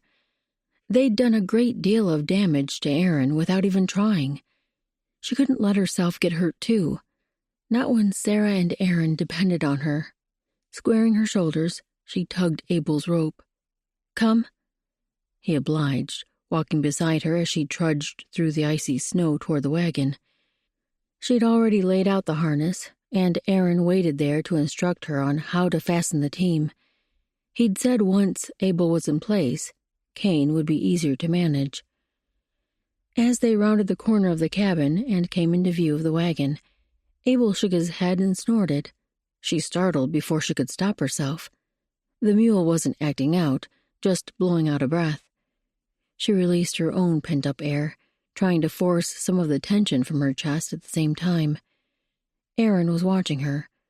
The last thing she wanted was for him to see this weakness. She didn't meet his gaze as she led Abel past him, just kept her shoulders squared and her stride steady.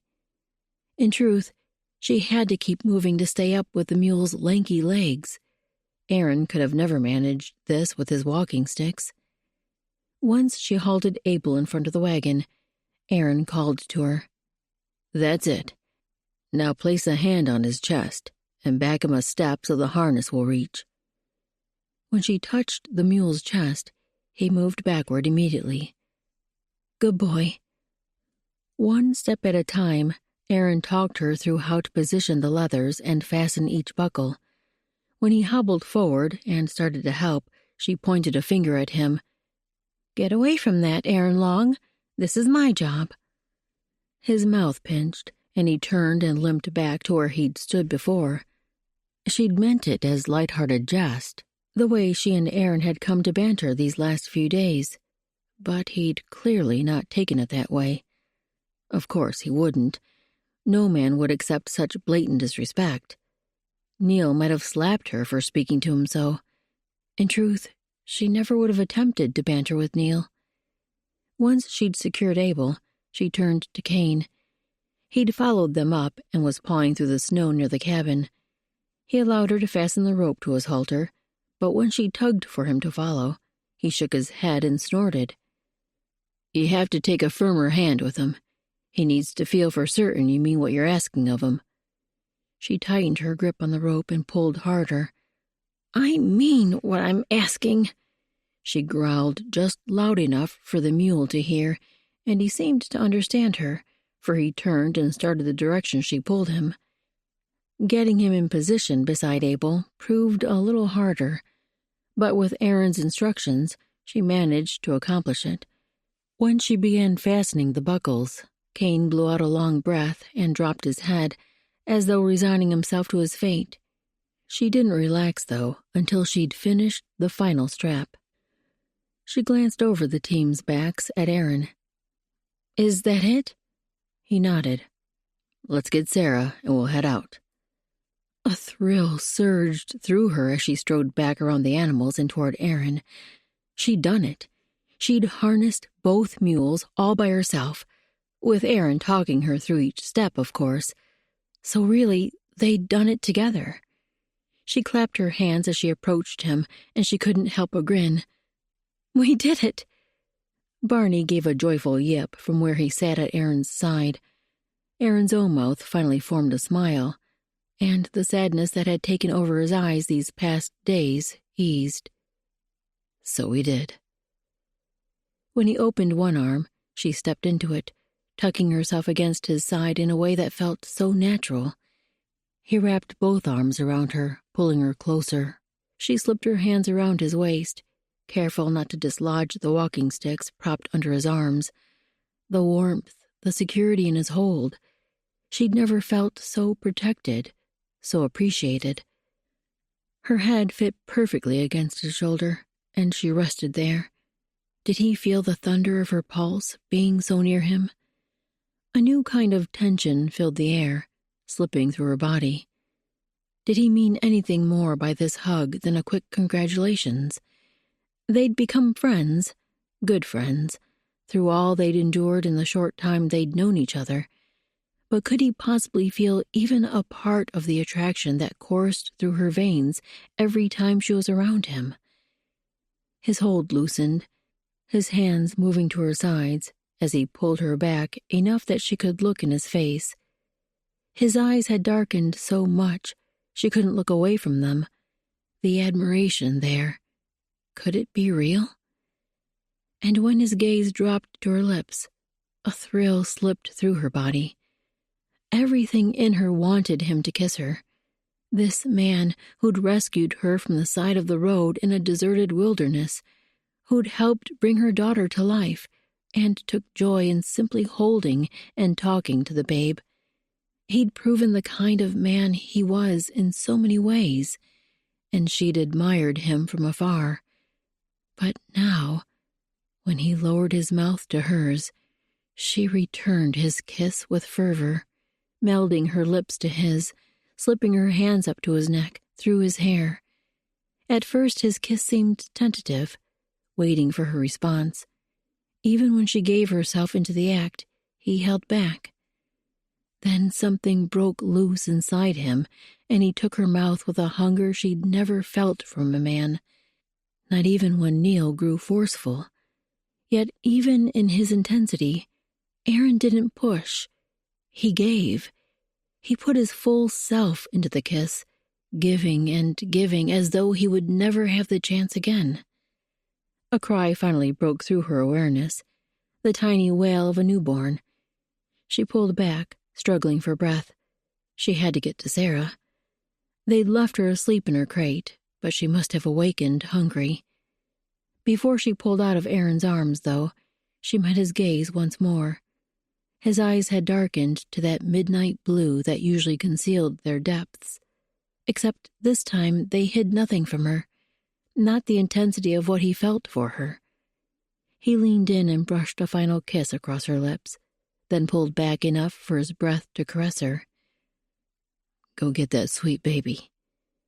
The huskiness in his voice sent a shiver all the way through her. She reached up for her own final kiss, then forced herself to pull away. It took all her willpower to leave his arms and hurry into the cabin. Katie eyed Aaron as the team maneuvered the downward slope. He sat slumped on the bench, his arms wrapped around himself and his head lolling a little to the side.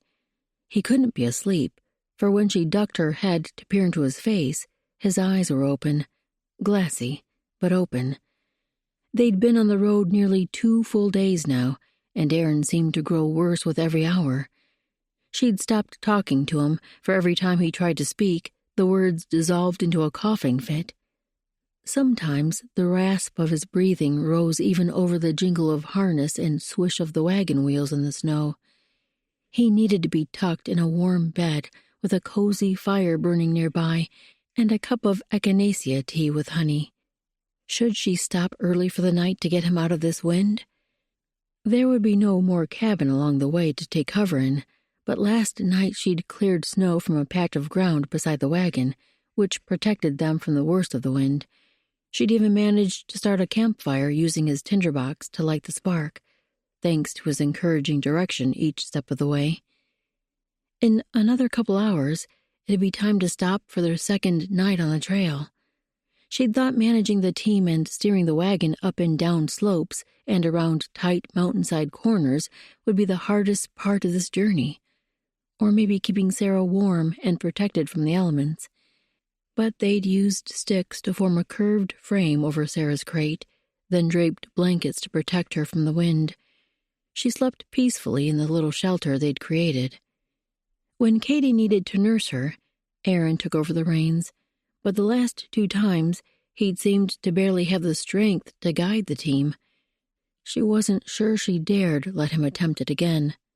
He should lie down in the back of the wagon. She'd tried to send him there several times today, but he'd refused. She should make him go now. But what if she needed an extra set of hands to care for Sarah? And though she'd learned a great deal about how to maneuver the rig in these snow-covered mountains, sometimes Aaron offered advice on a situation she never would have known she needed. He didn't look like he even saw the trail ahead, though. As soon as they reached a spot level enough to halt the team, she pulled hard on the reins. "Ho, Abel! Ho, Cain!" It took much of her weight to slow the mules as they used their bodies to stop the wagon. Once they halted, she set the brake and turned to Aaron. He hadn't moved, and his bleary gaze still stared forward. The rasp of his breathing sounded louder now, but its steadiness eased the fear building in her chest. At least he was alive, though his eyes looked nearly lifeless. She reached over Sarah's crate and placed a hand on his shoulder. "Aaron, let's move you to the back where you can lie down." He turned his head with a movement achingly slow. "All right." He didn't get down, though, so she dismounted on her side, gripping tight to the wagon so she wouldn't slip on the icy wood. The mules stood with their heads down as she walked by them, and she rubbed each of their muzzles as she passed. "Rest a minute, fellas. I need to help Aaron. Pray for him." Why did she keep asking incapable creatures to pray? When she'd begged the Almighty to keep Aaron alive and help her find him that day, both of those requests had been granted. Maybe God would hear this petition too. For Aaron. Surely he loved Aaron. "God, heal him. Let me get him to this settler's fort town in time. Don't let him die here on the trail." Giving voice to that thought, even in her mind, raised a surge of panic within her. She couldn't lose Aaron. He wasn't just another man she depended on. Slowly but surely, he'd won her heart. The heart she'd never intended to give a man. But he'd proven himself worthy of her love. She couldn't lose him. When she reached Aaron's side, she pulled his walking sticks from where he'd tucked them under the bench, then gripped his arm. "Come down and I'll help you back to the bed." Like a wooden doll, he turned his upper body toward her. Even that action brought on a series of coughs that doubled him over, his arms around his middle. Help him, God. Her entire body ached to see Aaron like this. When he stopped coughing, she climbed onto the wagon step and lifted Aaron's splinted leg, turning the lower half of his body. If only he were a child, she could carry him back to the rear of the wagon, then tuck him in where he could be warm. But though he was a grown man, he still needed her help. At last he gathered enough strength and awareness to climb down, and she guided him, helping him find balance with the walking sticks once he reached the ground. With those poles, she couldn't tuck herself under his arm, but she kept up a steady string of encouragement as she walked beside him. "You're going to feel better soon. Once you rest and get warm, you'll gain strength back. Then we'll be at Settler's Fort, and the doctor can help make you all better." Something twinged in her spirit. Couldn't God make him better without the doctor's care? She should tell Aaron she'd been praying, give him hope. Once she'd helped him climb up the back of the wagon and collapse onto the blanket there, she covered him with all the remaining quilts they had. Only his eyes peered out, and as he stared at her, they didn't appear as glassy as before. More exhausted, perhaps, but aware. She stroked a tuft of hair away from his eyes. "You're going to get better, Aaron Long. I've been praying, and you're going to get better." Something in his expression changed, brightening his eyes a little. The blanket shifted, and his hand slipped out, reaching for hers. She gripped his gloved fingers with her own. He squeezed tighter than she'd have thought he had the strength for. Then his voice came through the blankets, muffled but definitely clear enough to understand. "I love you, Katie Barlow. You're the light God sent to keep my darkness away."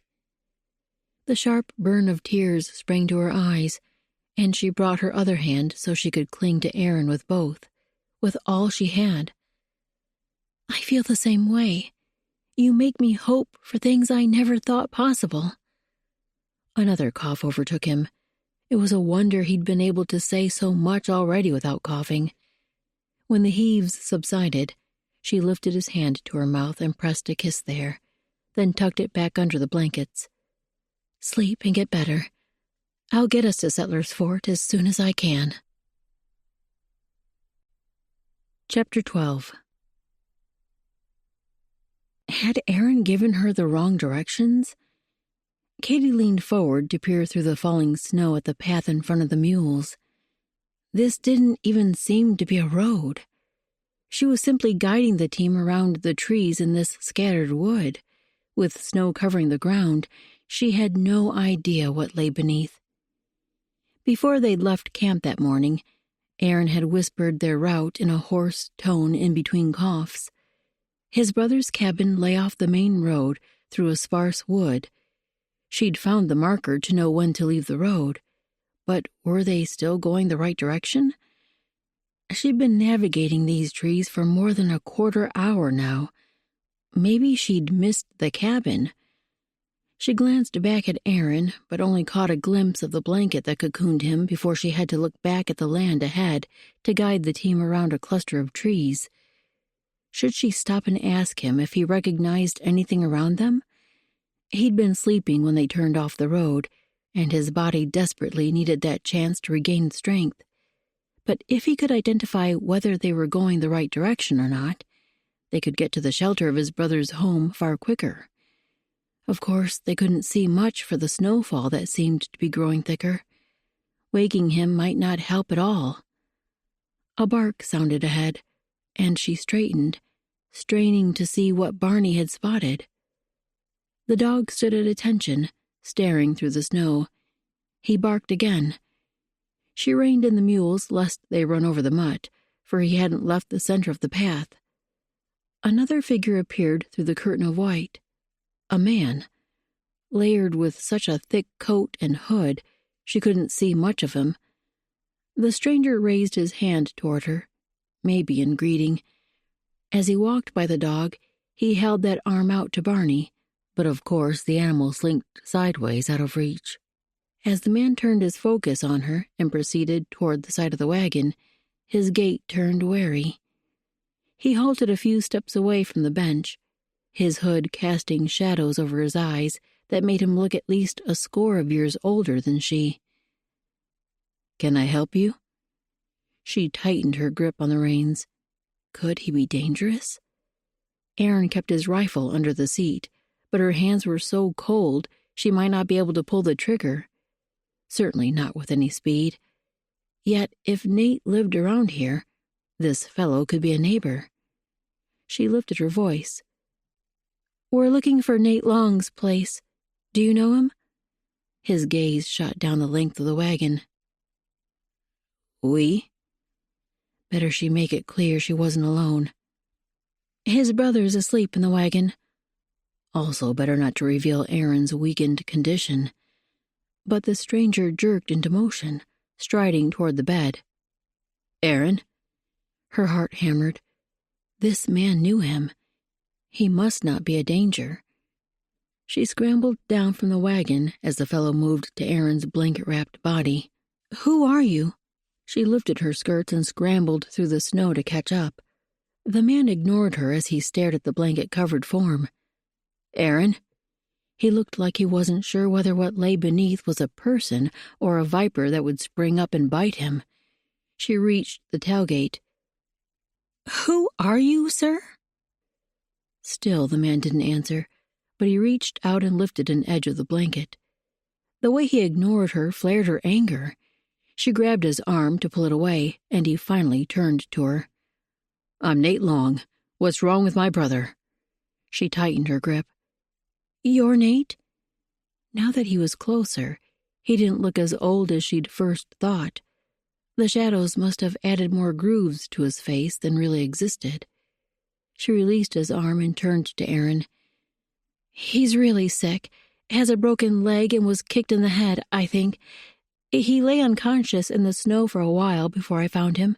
We've been driving for 7 days to get him here to you. Nate lifted the edge of the blanket again, a little higher this time, so she could see Aaron's shadowed face, too.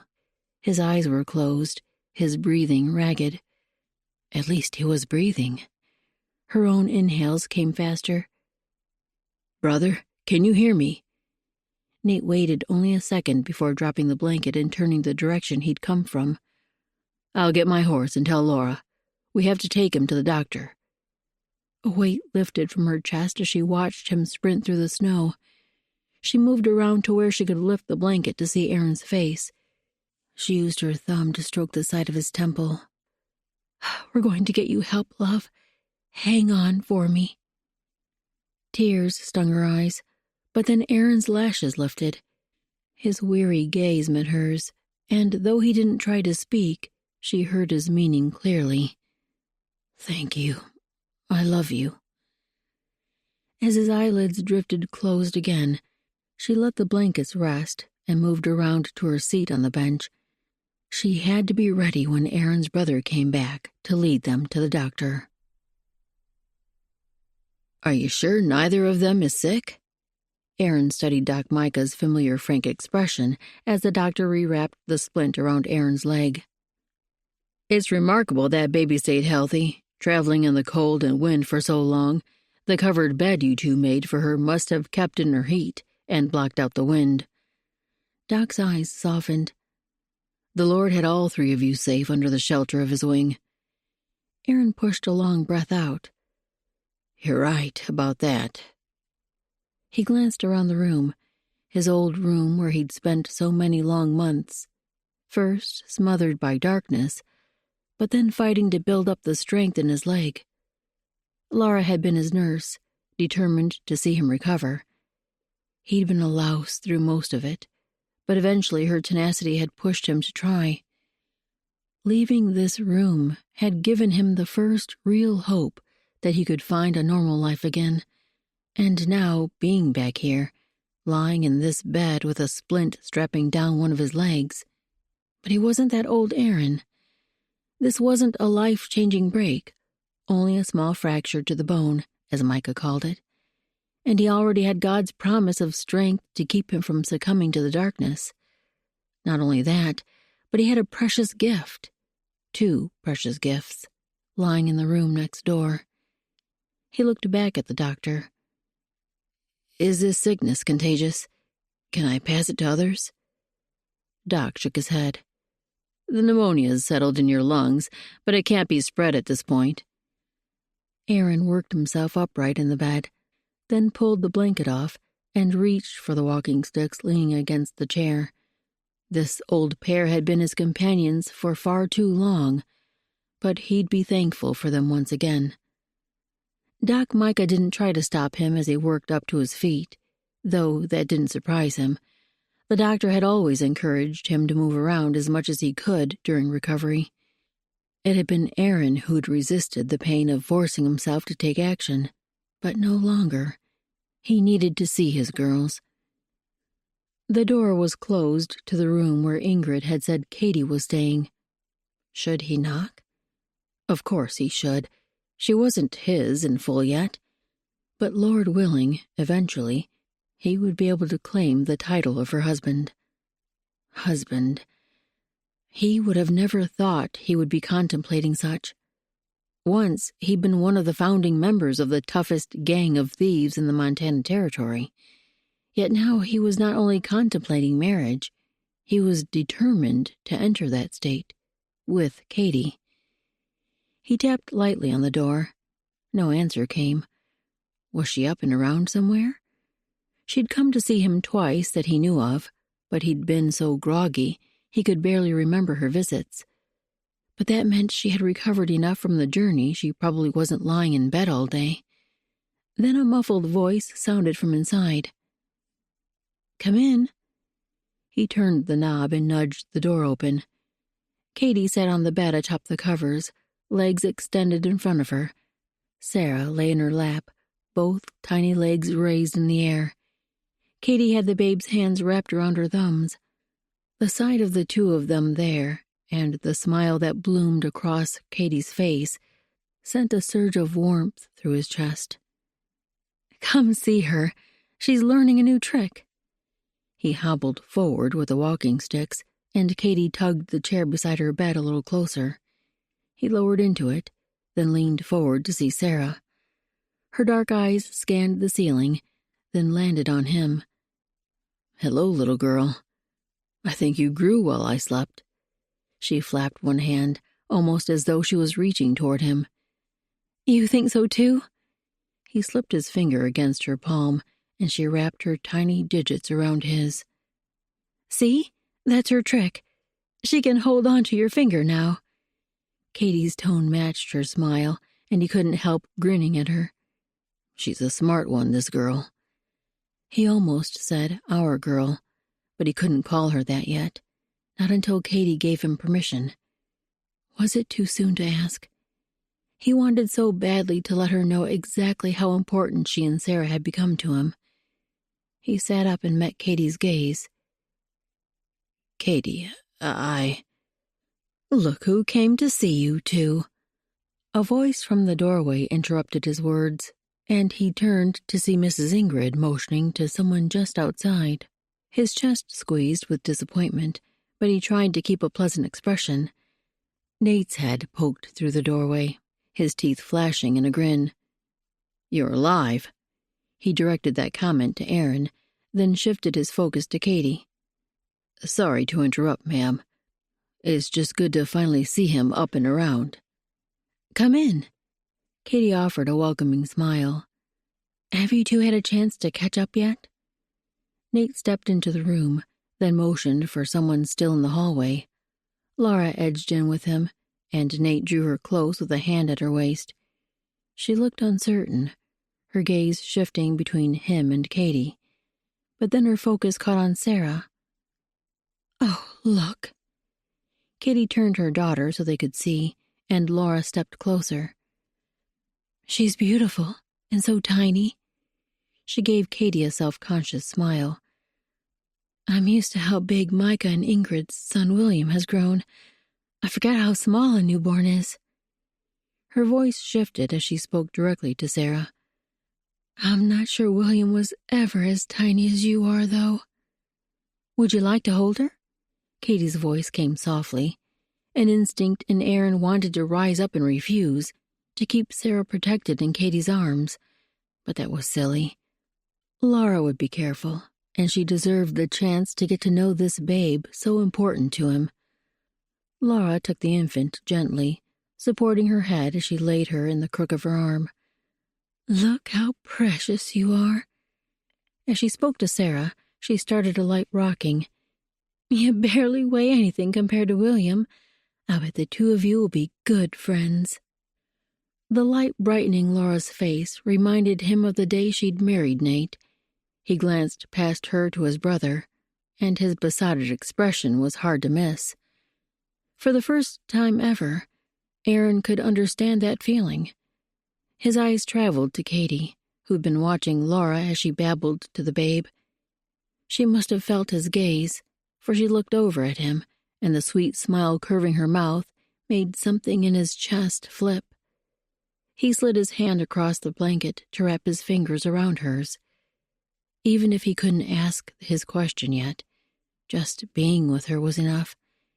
And from the contentment in her eyes, maybe she felt the same way. He gave her hand a light squeeze and shifted his focus back to Laura and the babe, but Nate caught his gaze instead. His brother eyed him with raised brows and a quirk to his mouth. He shot a look down to where Aaron's hand joined Katie's. By the question in his eyes, he wanted to know exactly what was going on between them. Aaron tried to shoot him a mind-your-own-affairs glare, but the grin fighting hard at the corners of his mouth probably ruined the effect. Nate's smirk took over, and he gave a slight shake of his head, as though he'd known all along this would happen. Aaron relaxed into his chair, letting himself fully enjoy being surrounded by these people he loved most, and who loved him. For the first time he could ever remember, he let himself soak in that love. Epilogue. Have you been back to the cave lately? Aaron looked to his brother, who sat across the large kitchen table from him. They'd all gathered at Micah and Ingrid's home for a meal after church, his first time out of the clinic since arriving with Katie and Sarah. The fact that he hadn't collapsed into bed as soon as they returned showed just how far he'd come in his recovery. The leg no longer ached all the time. The splint was more of a nuisance than anything, and his lungs didn't burn with each breath, though the cold winter air outside had made him cough again. Katie and the doctor had both insisted he bundle up tight, so the outing didn't feel like it caused any significant setback. Good thing, for he wouldn't have wanted to miss this meal. They didn't often get to sit and visit together, him and Katie, Nate and Laura, and Micah and Ingrid. Little William sat in a special chair their good friend Isaac had made for the boy, so the tot could be strapped in securely and have his own table tray in front of him. As for Sarah, Aaron had taken her from Katie so she could help Ingrid and Laura with food preparations, and her little exhausted body had succumbed to exhaustion on his shoulder. She lay with her face near his neck, and her breaths tickled his skin, their sweet sound soothing his spirit. Now most of the food had been eaten, and he was simply enjoying the company. In response to his question about the cave, Nate and Laura exchanged glances, then his brother eyed him. In fact, we have. We went by there a few weeks ago, and Bright Sun's entire family has come to winter in the large room where the hot springs run. Laura leaned forward, her voice coming to life. We got to meet her parents, and Eagle Soaring is still alive and seems well. Aaron raised his brows. That should be a nice protected place for them, if they can stand not having daylight. Nate grimaced. Don't I know it, but I think they're keeping cook fires going, so it's not bad. The hot springs keeps the cavern so warm, it's like summer in there, even with a blizzard blowing outside. Silence settled over the group. Probably they were remembering 2 winters ago, when Nate and Laura had first discovered the cave, then found Bright Sun and her grandfather, Eagle Soaring, hiding within. The older man had been near death's door, and Bright Sun stood so brave to protect them both. Or maybe they were remembering those men who'd kidnapped Bright Sun and Laura. The moment he'd realized what was happening, Aaron had known he'd had to be there for his brother, no matter how hard. That was the first time he'd left the doctor's clinic with the walking sticks, venturing to the livery to get a wagon so he could ride to the cave, and he'd made it just in time. I'll go lay Sarah down. Katie's quiet voice pulled him from the memories. He met her gaze, and understanding glimmered there. He'd told her the story. He'd told her of that entire dark time, and how God had used Laura and Nate and all these friends to pull him out. She'd also spoken of her life, of the dark days after leaving Pennsylvania, of her time with her husband and how the man had died. She'd spoken, too, of how she'd prayed for Aaron after his accident in the snow and on the journey to Settler's Fort. How she'd begun talking to God again, which she'd stopped doing years before. How a new hope was blooming inside her. The one thing they hadn't spoken of was marriage. For some reason, every time he'd started to ask her, they'd been interrupted. Perhaps that was God's hand slowing him down, clamping his mouth shut until the right time. As much as he'd rather not hand over Sarah, he allowed Katie to take her. But then he added, "I'll come with you," as he reached for his walking sticks. No matter how much time he spent with these two, he craved more, even if that meant tagging along to help tuck the blanket around Sarah's sleeping form. He caught Nate's knowing grin as he followed Katie from the room, but then William started babbling and the conversation resumed around the boys' latest antics. When they exited the doctor's private quarters into the wide hallway where patient rooms lined either side, Katie paused for him to come alongside her. He hobbled as fast as he could without making too much racket with the poles on the wood floors. "I'll be glad when I can be done with these again."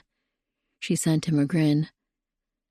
"I read a passage in Romans earlier about suffering producing perseverance, which builds character, which strengthens our hope in God's love." He gave her a look. She'd been reading the Bible? And memorizing it too, apparently. He grinned. "I needed a reminder of that one. It's a verse I lean on for strength a lot." She turned into her room and moved to the cradle Doc Micah had brought in for Sarah. William had grown out of it, and the scroll work carved into the end panels seemed the perfect elegance for this sweet girl. After Katie laid her down and tucked the blanket around her, she pressed a kiss to her fingers, then brushed them across Sarah's tuft of brown hair. He couldn't help tapping the end of the bundle where those little toes nestled. "Sleep well, my girl." Neither spoke until they left the room and Katie closed the door behind them. She moved against his side and he wrapped his arms around her. He hadn't had the chance to hold her all day, and this felt like he'd finally come home. He soaked in the sweet scent of her hair, its softness against his cheek. Thankfully, he'd shaved that morning before the service, so he had no whiskers to scratch her. Her body fit against his perfectly, like they were made for each other. He should ask her. Maybe this was finally the right time. "Katie?" "Hmm?" She pulled her head away from his shoulder to look at his face. He loosened his grip but didn't let her go far.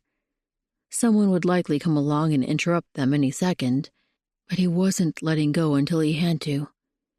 He studied her rich brown eyes, then raised a hand to stroke his thumb across her cheek. No woman had ever been as beautiful as she was, inside and out.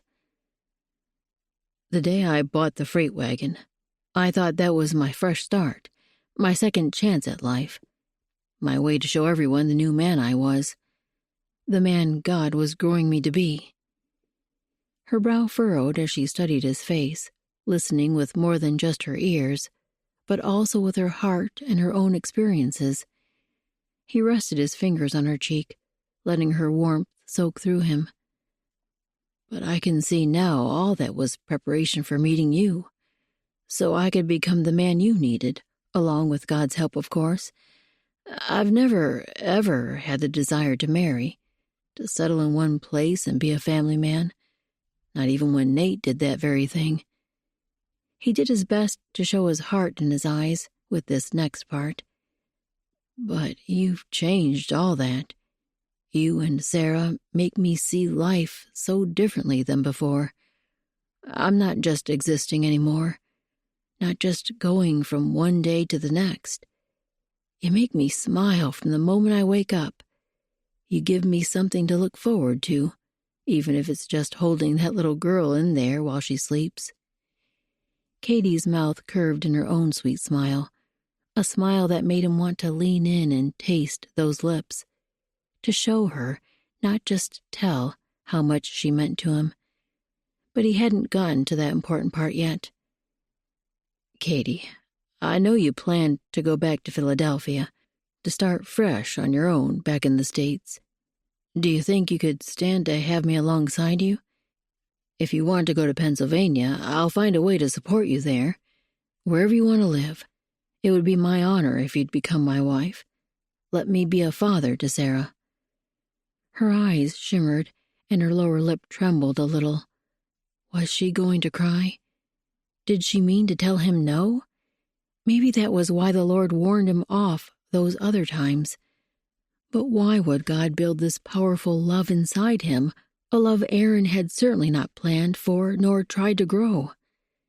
Katie's arms around him tightened, just a little, but enough to slow the racing in his chest. "Aaron, I don't care where I live anymore, whether it be in Pennsylvania, where I know, or this little haven of people who love you and have opened their arms to me. The one thing I do know is that you've claimed my heart more fully than I ever thought possible, and the way you love Sarah."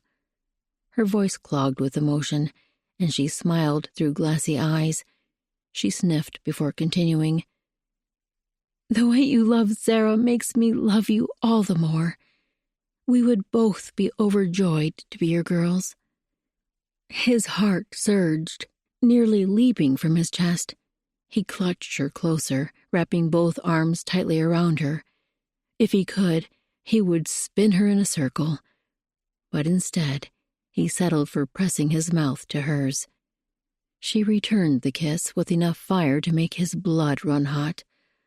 Lord, only you could have blessed me so much more than I deserve. And he'd never take the blessing of this woman's love for granted, not as long as he lived. If you enjoyed this book, I think you'll also love A Warrior's Heart, Book 1 in my Brides of Laurent series. Chapter 1. September 1814. Rocky Mountains, Rupert's Land, future Canada. Another 10 paces, and she'd have to shoot. Brielle Durand steadied the arrow fletching against her cheek, then pushed her body farther into the bow to draw the cord tighter.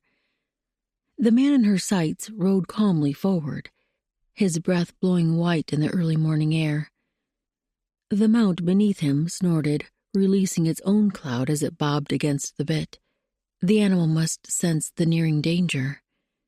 In truth, the beast had more intelligence than its rider, as was usual in the ways of animals, especially when compared to an Englishman like this fellow appeared to be. 5 more strides. She narrowed her gaze, focusing on the point of aim so her arrow would hit his midsection. Should she give him warning? Perhaps the cry of a mountain lion would plant fear in his chest. She caught her breath, preparing to make the fierce scream she'd practiced so oft. But the man spurred his horse faster, as though eager to charge through the opening in the rock. Surely he couldn't see the sheltered courtyard just beyond, the place forbidden to outsiders, especially Englishmen. She locked her jaw to steady herself.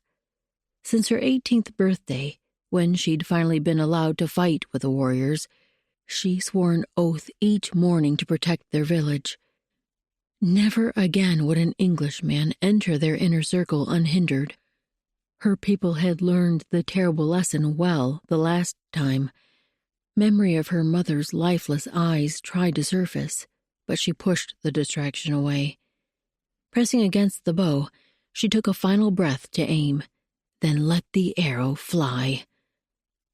"Guide its path, Lord." A roar broke the morning quiet, radiating from the rocky cliffs like the bellow of a wounded bear. The man doubled over, wrapping his arms around his middle. The long, slender shaft of her arrow extended from the leathers that clothed him. She inhaled a steadying breath, then released it. She'd done what she must to protect her people. Now came the time to uncover his reason for approaching the circle, her home, the safety of her people. Evan McManus gripped the arrow shaft with both hands, forcing his body to draw in air despite the agony in his gut. He'd not even heard the Indians approach, not noticed any quieting of the forest creatures. He must be losing his instincts, and this arrow served as grave proof of that fact. He reined Granite into a cluster of trees where the trunks might shield him from another arrow. Precious little time remained to extract the point before the Indians would be upon him. His hammering pulse only made each breath harder to inhale. He had to push aside the pain and focus on what must be done. Feeling for the solid thickness of the arrowhead to make sure the iron hadn't sunk completely beneath his skin, he clenched his jaw at the cramping in his belly. Best to get this over with.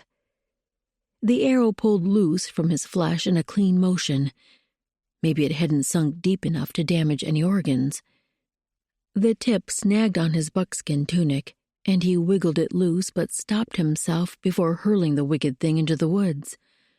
With a hand pressing his undershirt against the wound to staunch the bleeding, he tucked the arrow in his musket scabbard and peered around the trunk of the tree nearest him. He could investigate which tribe had made the weapon later, if he survived this attack. At the moment, he had to find a way to ensure he didn't get a more personal introduction to whoever shot him. No movement flashed in the morning light beyond the trees. Only a cluster of scraggly bushes marked the other side of the trail. But the warrior had likely been shooting from farther ahead, maybe even from the bend in the path where the bases of two mountains met to form a narrow opening between them. The gap created a natural gateway where an enemy could find cover and wait. A spasm seized Evan's belly, doubling him over as he fought to stifle a groan. He had to keep breathing, or this lightness in his head would take over. "To the ground, now!" barked a voice behind him. The tone held an accent, but not any Indian tongue he'd ever heard. Evan twisted, biting back a grunt as he tried to focus his wavering vision on the figure standing not 5 strides behind his horse, bow and arrow at the ready. He had no doubt that second arrow would find its way into his flesh if he didn't obey the order. Pressing a hand tight against his wound, he clutched his saddle horn with the other and eased himself to the ground. He didn't release his hold on either the saddle or his gut as he tried to settle the spinning in his head. Had he lost so much blood already? The warm liquid coated his hand, which meant he wasn't staunching the flow. Yet he shouldn't be this lightheaded so quickly. Ignoring the thought, he squinted at the bundle of furs before him. "To the ground," I said, "or it's another arrow you'll meet." That was no Indian speech, certainly not broken English, but the words contained a lilt only a Frenchman could master. Blast! How had he stumbled upon the enemy all the way out here? He'd hoped, prayed. This territory was too far west for him to meet one of the Canadians they were fighting. "Who are you?" He knew better than to argue with a man pointing a weapon, but the cramping in his gut made his thoughts swim in a disjointed flow. A growl emanated from his adversary, guttural, but not so deep as he would have expected. Still, the tone made it clear the fellow's patience was fast waning. Evan released the saddle horn, lowered his arm, and sank to his knees on the frozen ground. Snow hadn't yet fallen in this part of the territory, but if the cold stinging his exposed skin was any indicator, an icy torrent would be upon them soon. The Indian, or whoever was cloaked in the animal skins, circled around him, never dropping the aim of his arrow. The faint crackle of leaves bespoke an approach from behind. Would the man bind his wrists or pierce him with a knife and end his life? Evan would have to turn and topple the stranger if he were to have any chance of getting the upper hand. He could do it, even with the arrow wound, certainly. He'd fought tougher opponents in battle after having received more than one slice from a saber. A Frenchman would be an easy match, if only he could keep his swirling wits about him. Footsteps padded behind him, and Evan tensed to spin and strike. "Lower your—" He whirled and shot his fist forward, praying his aim would be true, even though his target blurred into 3 shapes. His arm struck something. Fur. And the man issued a high-pitched gasp. Was this a boy? But Evan had no time to ponder as something grabbed his wrist and a force slammed into his back, shoving him down, almost to the ground. He writhed, jerking his arm to get away from the man's grasp. Evan brought his free hand around to strike a blow. The effort sent a knife of pain through his gut, but he clamped his jaw tight and fought harder. His opponent moved too quickly, out of striking distance before Evan could land a blow. His dizziness must be slowing his movements, but he had to overcome that. The man had Evan's arm pinned behind him now, and a boot in his back, pressing him toward the dirt. He resisted the pressure, his belly hovering about a foot above the forest floor. But the effort stole his strength more every second. He'd have enough energy left for one more counterattack, and this time he had to overcome his enemy, or he'd never complete his mission. He'd already spotted signs that he might have reached his goal. This mountain he'd been riding around possessed the orange striations usually found near pitchblende. Now, he had to locate that mineral itself so the Army's scientists could create the blast that would finally end this brutal war. This work was all he had left, and he'd carry out his assignment, no matter what it took. Somehow, he had to make restitution for last time. With a mighty effort, he twisted around, reaching for the ankle that held him low. The attacker must have been prepared for his movement and grabbed Evan's free wrist, jerking his hand upward so his arms burned at the joint of his shoulders, effectively stealing the last of his strength and gaining the upper hand. Literally. Were these his final moments? They couldn't be. God, help me. Evan knelt there, struggling for breath. Even when he sucked in air, the wind didn't seem to satisfy the craving in his chest. Perhaps the arrow had punctured his breathing vessel. His captor worked quickly with his wrists, wrapping a rough cord around them. Despite the unsteadiness in his head, Evan strained to look around, to keep his ears aware of any sound that might give notice of more enemies approaching. Perhaps help, even as unlikely as that was. But one could hope. No unnatural noises greeted him. Only a pheasant's call broke the cold silence. At last, the man behind him gave a final jerk on the binding, then released Evan's hands. The immediate relief in his upper arms seemed to sap a little more of his strength as his body sagged. "You will walk." The man's voice had such an unusual accent, making it hard to place either his age or nationality. Definitely young, though. How humbling.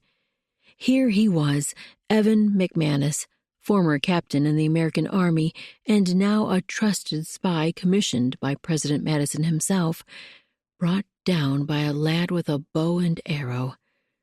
Evan struggled to his feet, spreading them wide to keep from toppling over as his vision swam. Even with his eyes squeezed tight, his body wobbled more than he could control. He shouldn't be this affected by a simple wound, even with the blood loss. Had the arrowhead been tainted? He'd heard tales of Indians dipping the tips in poison before battle. A hand gripped his arm, giving him something to brace against, until it yanked him forward. Still, the hold kept him upright as he forced one foot in front of the other. The grip felt small, even through the layers of his coat. Evan forced his eyes open, but the sunlight made the dizziness more intense. He tried squinting, which helped. He had to stay alert, watch his surroundings, if he was going to get out of this alive.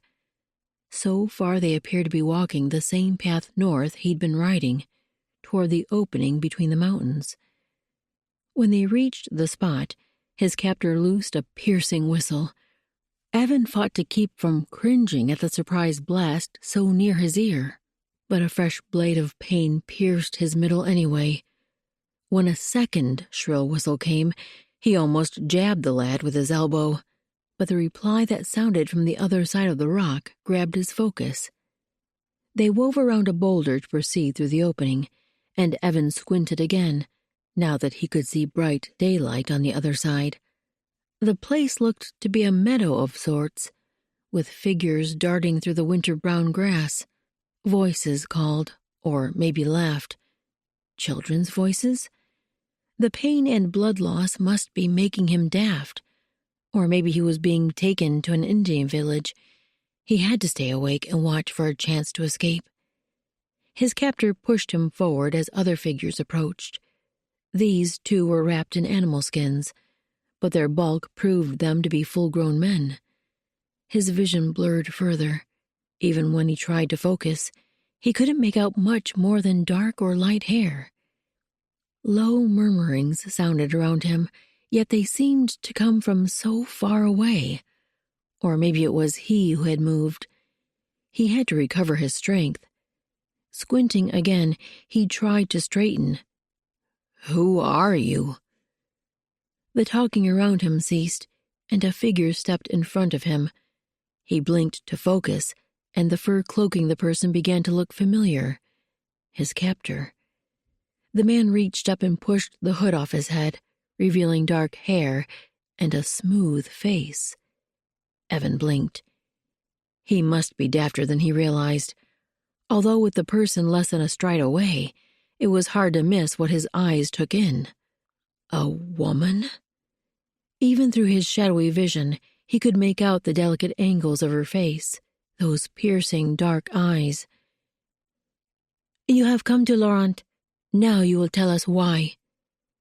The lilt in her voice sounded different now that he could see her. With her tone so melodic, how could he not have recognized her as female? A fresh wave of dizziness washed over him,